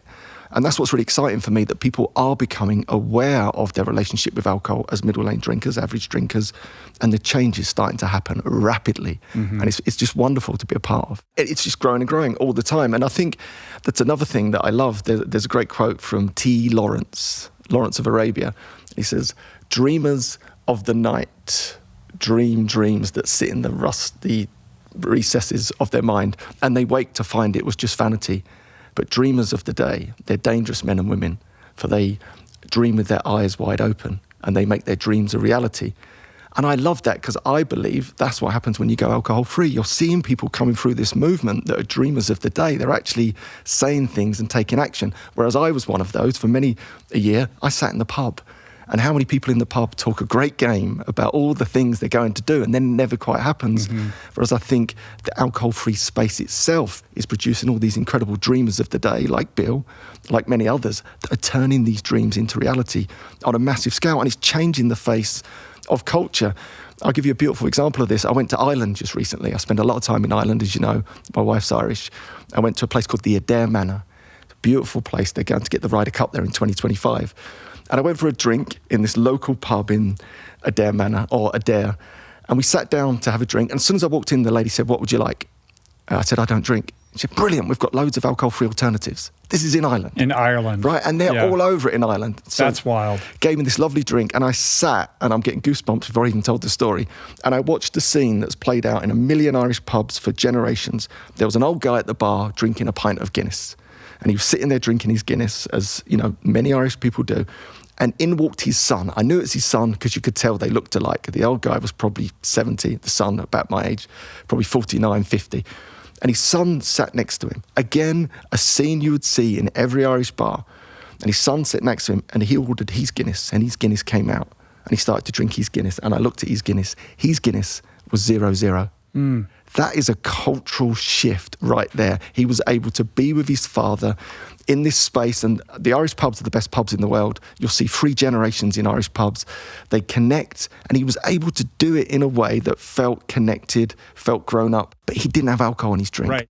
And just to set the scene, like I described earlier, I would describe myself as a middle lane drinker. Was I drinking too much? Absolutely, but who isn't? Especially in that environment, you know, and that would involve a few drinks in the week and a few more at the weekend. There was no major problem. There was no rock bottom. An average drinker drinking too much, which most people are. And then I tried to remove it, and it was so incredibly difficult because there was so much social pressure. You know, alcohol still is the only drug in the world. When you try and stop it, you get berated for it, or you get the mickey taken out of you, or people try and force it upon you. And this is 10 years ago, when the middle lane didn't have a voice. There was no alcohol-free alternatives. So trying to take a break was difficult. But I finally cracked it, and I got about 28 days in, and all of the things that I hoped it would bring, it did. I suddenly felt well rested. I'd slept like I hadn't slept in years. I got my energy back. I was suffering from anxiety. The anxiety started to disappear and dissipate. I got my time back, my zest for life back, and this just snowballed. That 28 was only ever meant to be a 28-day break. And here I am 10 years later. That 28 days became 90 days. I lost that 3 stone in weight, got fitter, faster, healthier. My broken business, when everyone said it would fail, we grew it 7 times bigger in half the time because I was always on the ball.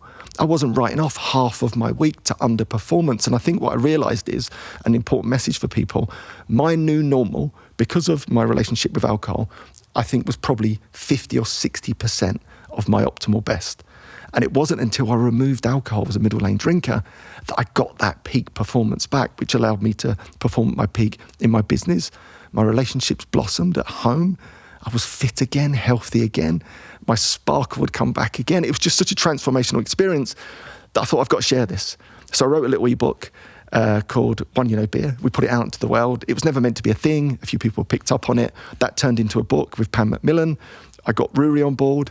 Rory was inspired by my first break. Rory's the co-founder of One You Know Beer originally. We created this movement called One You Know Beer, which still exists today. Sure. That's inspired many, many people.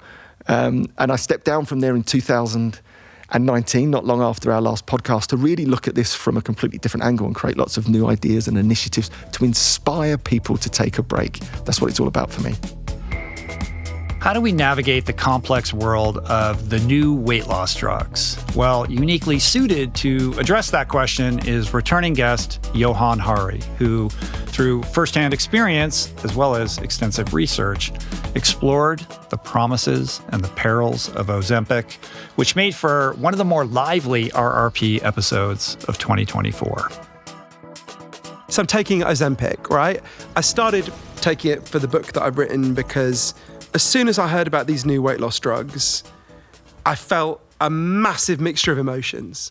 First thing I thought was, well, I'm older now than my grandfather ever got to be. He died when he was 44 of a massive heart attack. Loads of the men in my family get heart disease. My dad had terrible heart problems. My uncle died of a heart problem. If there really is a drug that can reverse obesity or hugely reduce it, and we know the average person who takes Ozempic or Wegovy loses 15% of your body weight, I thought, wow, that could mean a lot to me, right? We know that obesity causes over 200 known diseases and complications. You know, a drug that can move you away from that could be a big deal. But I also immediately thought, wait a minute, I've seen this story before. I think people should be very wary of anyone who's saying about these drugs either just uncomplicatedly, yay, everyone should be on them, or boo, nobody should be on them.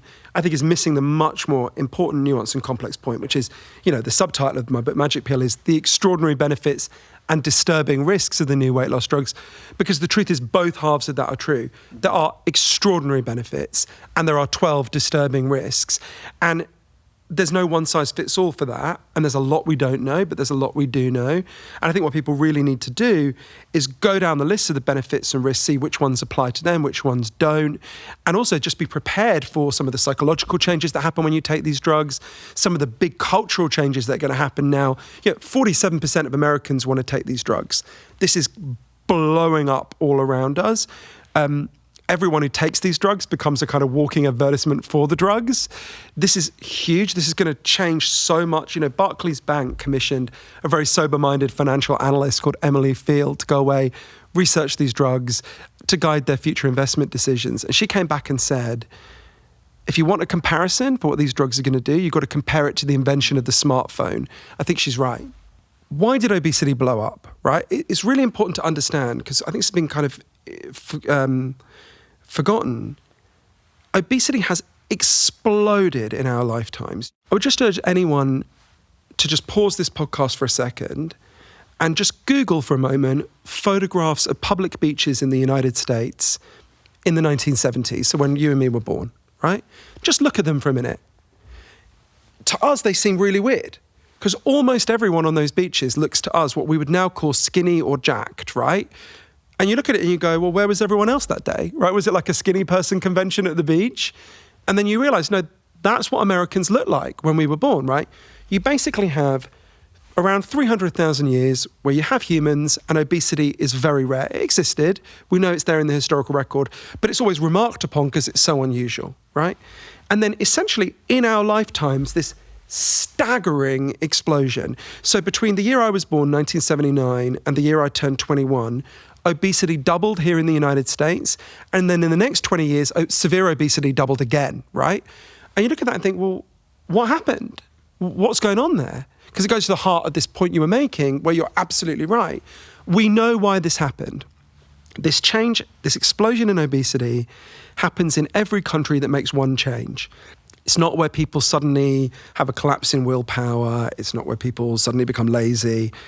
It's where people move from mostly eating a diet that consists of whole foods that they prepare on the day to eating a diet that mostly consists of processed and ultra-processed foods which are constructed out of chemicals in factories in a process that isn't even called cooking, it's called manufacturing food.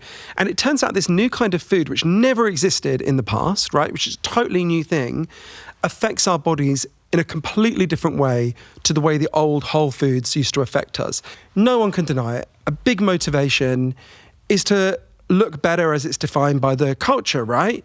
And I think that can make us, it skews your judgment. You want to overplay the benefits and underplay the risks. I think that was a factor for me. I think I've got to be candid about that.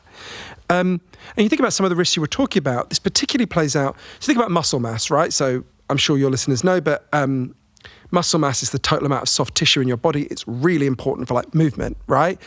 And naturally, as you age, you shed muscle mass every decade, depressingly from the age of 30, which is a statistic I don't like. So just whoever you are, you're going to lose some muscle mass as you age.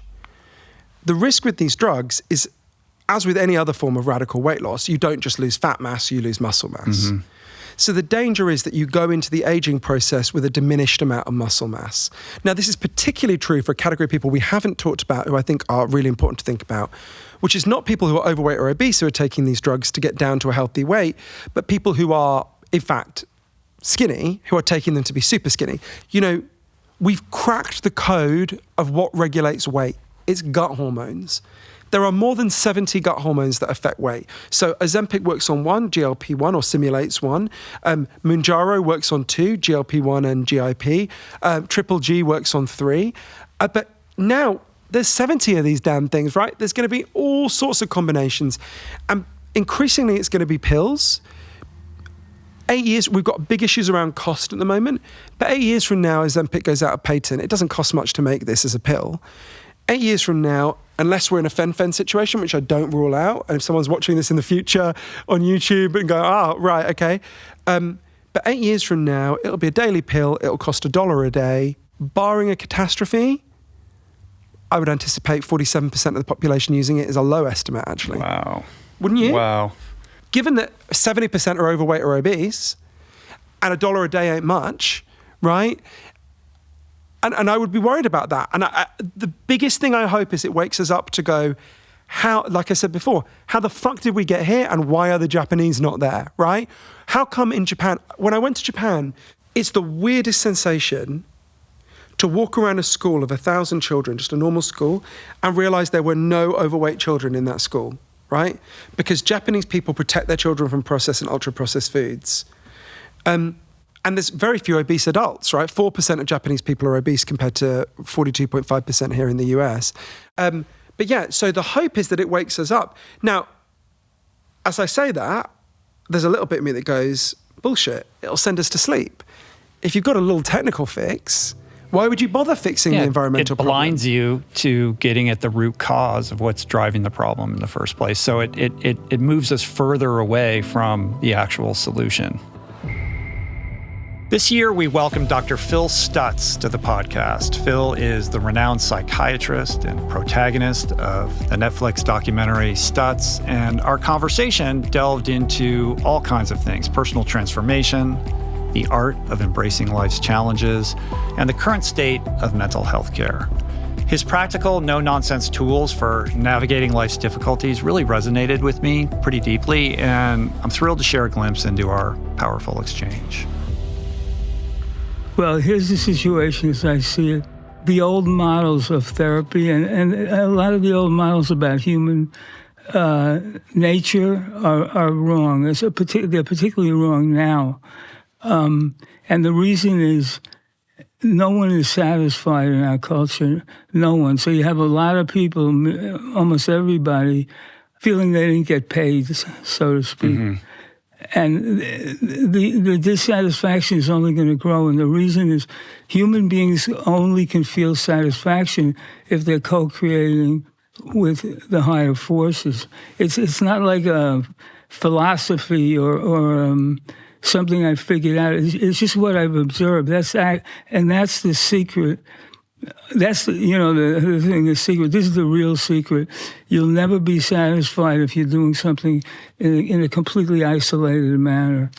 Part of the ethos of what I do is you never let the person leave without something. It could be a tool. It could be just a sense of hope. It could be relating differently to the world, but something that they can actually do. And I'm a little shaky today. I'll show you this. We're going to get a drawing. Am I going to be allowed to keep the drawing? We'll see. We'll see how you do. I don't think there's going to be a drawing because my fucking... That's all right. We got all the time in the world. Okay. So we got a pyramid here with two lines through the middle. Yeah, so this is the right pathway to look at the world as far as I'm concerned. And it has to do with faith. The bottom of this thing is called faith. Now, and people don't understand what faith is. People want to have faith because it's proven to them, which is impossible. The idea is you have to have a freely chosen. You have to choose to have faith for no reason, without proof, and without anything. If you do that, then you can act, which is the second level of the thing. And then once you can act, then you become confident. See, people think that they can't act until they become confident. Mm-hmm. And it's not true at all. It's part X just wanting to paralyze them. So faith at the foundation of the pyramid. Yeah. Action in the middle. Yeah. Confidence at the top. Yeah, and your confidence isn't about any one result. That's a disaster to look at it like that. The confidence comes because you know you're going to repeat the pattern over and over and over again. In other words, you have to choose to have faith. And some of the tools are just to help you in that direction. Mm-hmm. And the tools all being action-oriented, because action is the engine of whatever sort of emotional result you're aiming towards, as opposed to upside down, which is the way that most people I can't believe you said that. Yeah. A lot of this stuff in our culture is people are selling stuff all the time, and what they're selling you is follow me or buy this product or whatever it is. You're exonerated from those. You get to opt out. Yeah, you get a pass. And that's one of the worst things that's going on. And I would say post-World War II, it's really gotten out of hand. And some of that also, for me, has to do with the economics of it. Like, if I make less this year, it has no consequence to me. It's not real. But what the people, at our level financially don't understand, well, you understand it, obviously, is that the guy who works, maybe he makes $69,000 a year, and he works his ass off and he's a good person.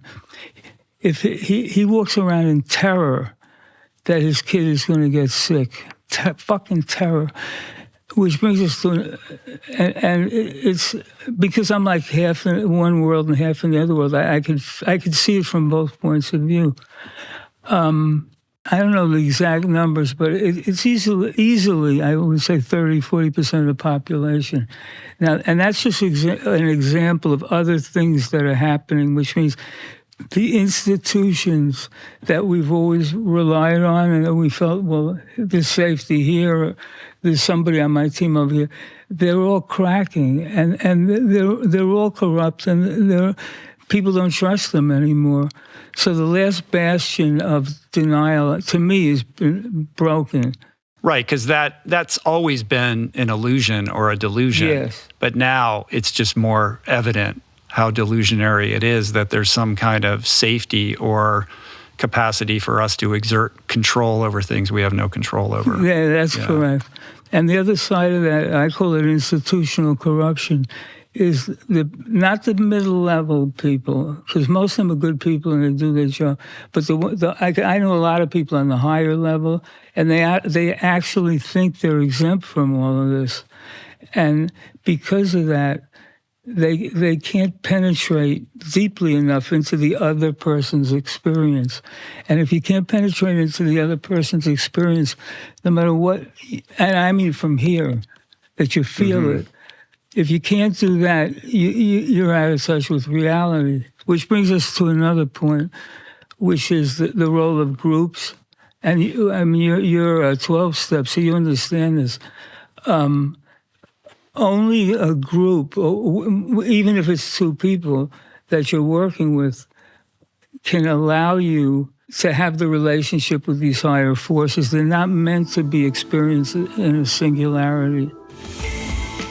Sam Harris is one of the most influential voices in contemporary intellectual discourse. So it was an amazing experience to break bread with a neuroscientist, philosopher, and mindfulness advocate to discuss critical thinking in our age of misinformation, the transformative power of meditation, and strategies for navigating our increasingly complex world.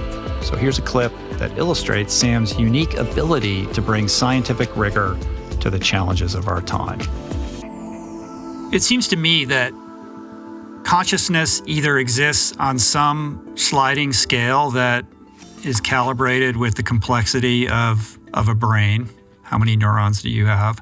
Or it's endemic to everything, what's known as panpsychism. And it sounds like you're relatively agnostic on that, and that exploring the truth behind that isn't necessarily the best use of time and energy. Because at the end of the day, we have this experience, and that's what you're interested in trying to better understand. Yeah, and I think the gradations of consciousness are more a matter of the contents of consciousness, right? So what you obviously get as you scale up in information processing and intelligence is more mind, right? You get more distinctions you can make, you get more, you get ideas. I mean, we get language. I mean, just having language is an enormous difference, right? It's just like everything about us that's recognizably human is a matter of us leveraging the power of language, right? And are being able to conceive of a past and a future in explicit terms, and to plan across that time horizon. I mean, that's something that chimpanzees can't do. I have no doubt that chimps are conscious. There's something that it's like to be a chimp. Some of that would be recognizable to us, but the fact that they are not language using in any deep sense deprives them of so much that is, there's so much mental real estate that can't be actualized without language. And so you're noticing impermanence. You're noticing that the more closely you look, the more fleeting experience becomes, right? So it's like when you start and you have very little concentration, and you're told to just feel your body sitting in the chair or sitting on the cushion. Well, you just have this kind of gross feeling of, okay, I feel my body. I feel like basic proprioception. I feel the energy in my body. I feel my knee. I feel my shoulder. I feel my back. I got a pain in my neck. I hope that goes away. Okay, I'm back to the body. As you do this hour by hour by hour, you get more concentration.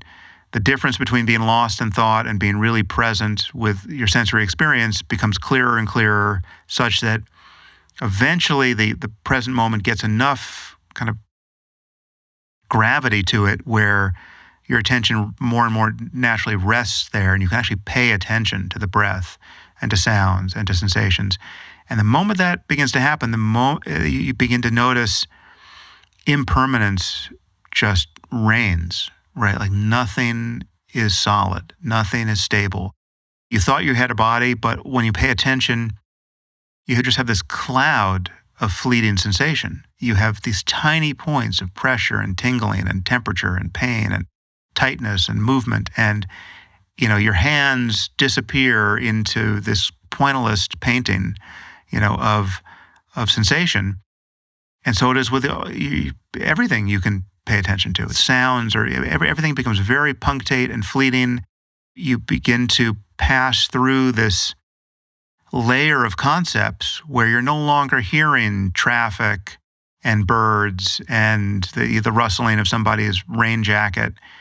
You're hearing just the raw data of sound. You haven't become a moron. You can still think about what you're hearing, but you notice that that automatic conceptualization is something you can relax, and you get more into the flow of just raw data of seeing, hearing, smelling, tasting, touching, and then thoughts arise and try to grab hold of it, and you just notice them too as appearances in consciousness. But for the longest time, it can feel like there's a subject doing this, right? Like there's still there's still a meditator, aiming at objects, right? And even if the aiming becomes effortless, even if you're just noticing attention go out to the sound and go down to the feeling of pressure in the body or whatever it is. The locus of which is in the head. Yeah, I mean, most people start with a very clear sense that there's they're up there in their head, and now they're paying attention to the body, and the body's down there, right? They're aiming attention to sensations in the knee, say, or when you're doing walking meditation, you're aiming attention down to the sensations in your feet or your legs. But it can become very effortless, and it can become, you can notice so much impermanence that you can begin to extrapolate from this kind of just blizzard of change that there can be no stable self to be made out of all of this, right? There's just this next moment of hearing. this next moment of seeing, this next moment of sensation. There can be a lot of great feelings of freedom that come with this because there's just like a real relaxation into the flow of the present moment, and you're not trying to do anything with it. You're not trying to change anything.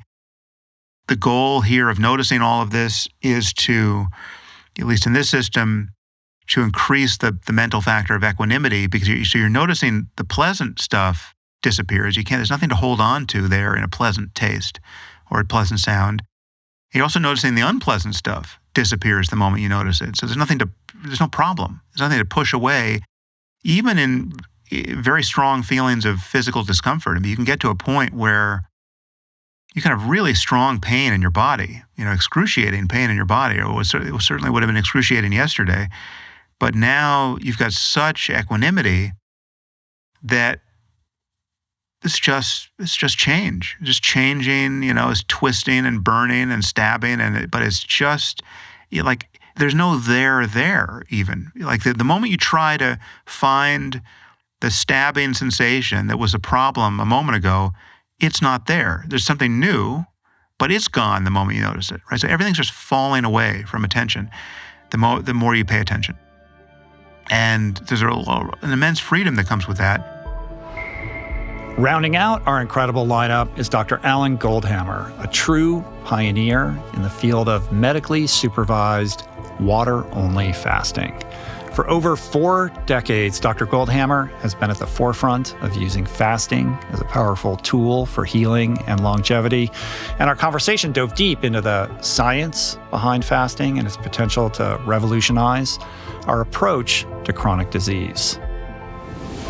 What is fasting? What are we talking about when we're discussing this topic? Well, the type of fasting that we do is the complete abstinence of all substances except water in an environment of complete rest. So it's therapeutic, medically supervised, water-only fasting.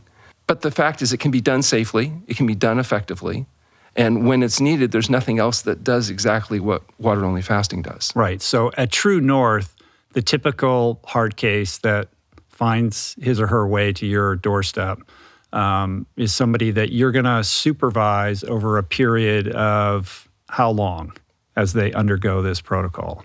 Fasting ranges from 5 to 40 days on water only, and there's a period of half the length of the fast recovery in a supervised setting. So a typical patient might fast for 2 or 3 weeks. They might be with us a month. And those patients will oftentimes come in with specific complaints: high blood pressure, type 2 diabetes, autoimmune diseases, or some forms of cancer, particularly things like lymphoma. Everybody's worried about obesity and being fat, and they think of it often as a cosmetic issue. And it's far from just a cosmetic issue. On your body, there's a type of fat called visceral fat. It particularly accumulates around the abdomen and the organs that has hypermetabolic effects. It produces inflammatory products, IL-6, TNF-alpha, acute phase reactive proteins. And these inflammatory components are thought to be responsible for the heart disease, the diabetes, the autoimmune disease, and some forms of cancer. So getting rid of it, you can think of visceral fat like a tumor. So if you had a multi-pound tumor in your body, you would be appropriately alarmed because of its effects. And we go to inordinate effects to get rid of those types of tumors. And interestingly enough, let's say you went on a fast and lost 10% of your body weight. You might think, well, I lose 10% of my visceral fat. But that's not the case. You may be losing subcutaneous fat or muscle mass. You would lose all those things. You'd lose muscle, fiber, glycogen, water, and fat when you fast. And when you come off the fast, you regain water, fiber, glycogen, and protein, but not fat. When you follow a whole plant food SOS-free protocol, you'll continue to lose fat. And what's interesting is you don't just lose equal amounts of fat and visceral fat.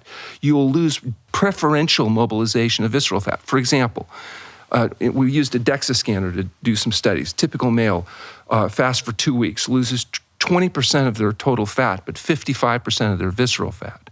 So the visceral fat is being mobilized much like tumors are. In other words, if you lose 10% of your body weight, you don't lose 10% of your breast tumor. You might lose 50% or all of the breast tumor. So how does the body know that it wants to get rid of the breast tumor versus anything else? Because there is mechanisms in the body that preferentially mobilize materials in inverse proportion to their need. And visceral fat shouldn't be there. And as a consequence, the body appears to go in and deal with that first, which is really great because it's one of the great benefits of fasting, is the preferential mobilization of visceral fat. 3 billion people globally have chronic diseases. In the US, 150 million people face chronic disease despite substantial healthcare expenditures. 6 out of 10 US adults have some form of chronic disease. There's 40 million deaths annually as a result of these illnesses. US healthcare costs have exceeded $3.5 trillion in 2022. And in the US, over 70% of adults are overweight, with 40% being obese. Like, that is shocking. So help me understand how we got here. We got here because of the pleasure trap, the hidden force that undermines health and happiness. We fooled the satiety mechanisms of the brains of humans by putting chemicals in our feed. If you put these same chemicals in the feed of rats or mice or birds, the rodents will gain 49% of their body weight in 60 days. The birds will get so fat they can't even fly. There is no obesity in wild animals. You know, even whales are, 9% body fat. They're lean, mean machines. They just wear it on the outside of their body. Unless those animals get exposed to our highly processed foods with these chemicals added to it. And then they'll get fat just like we do, and they'll get the same diseases we do.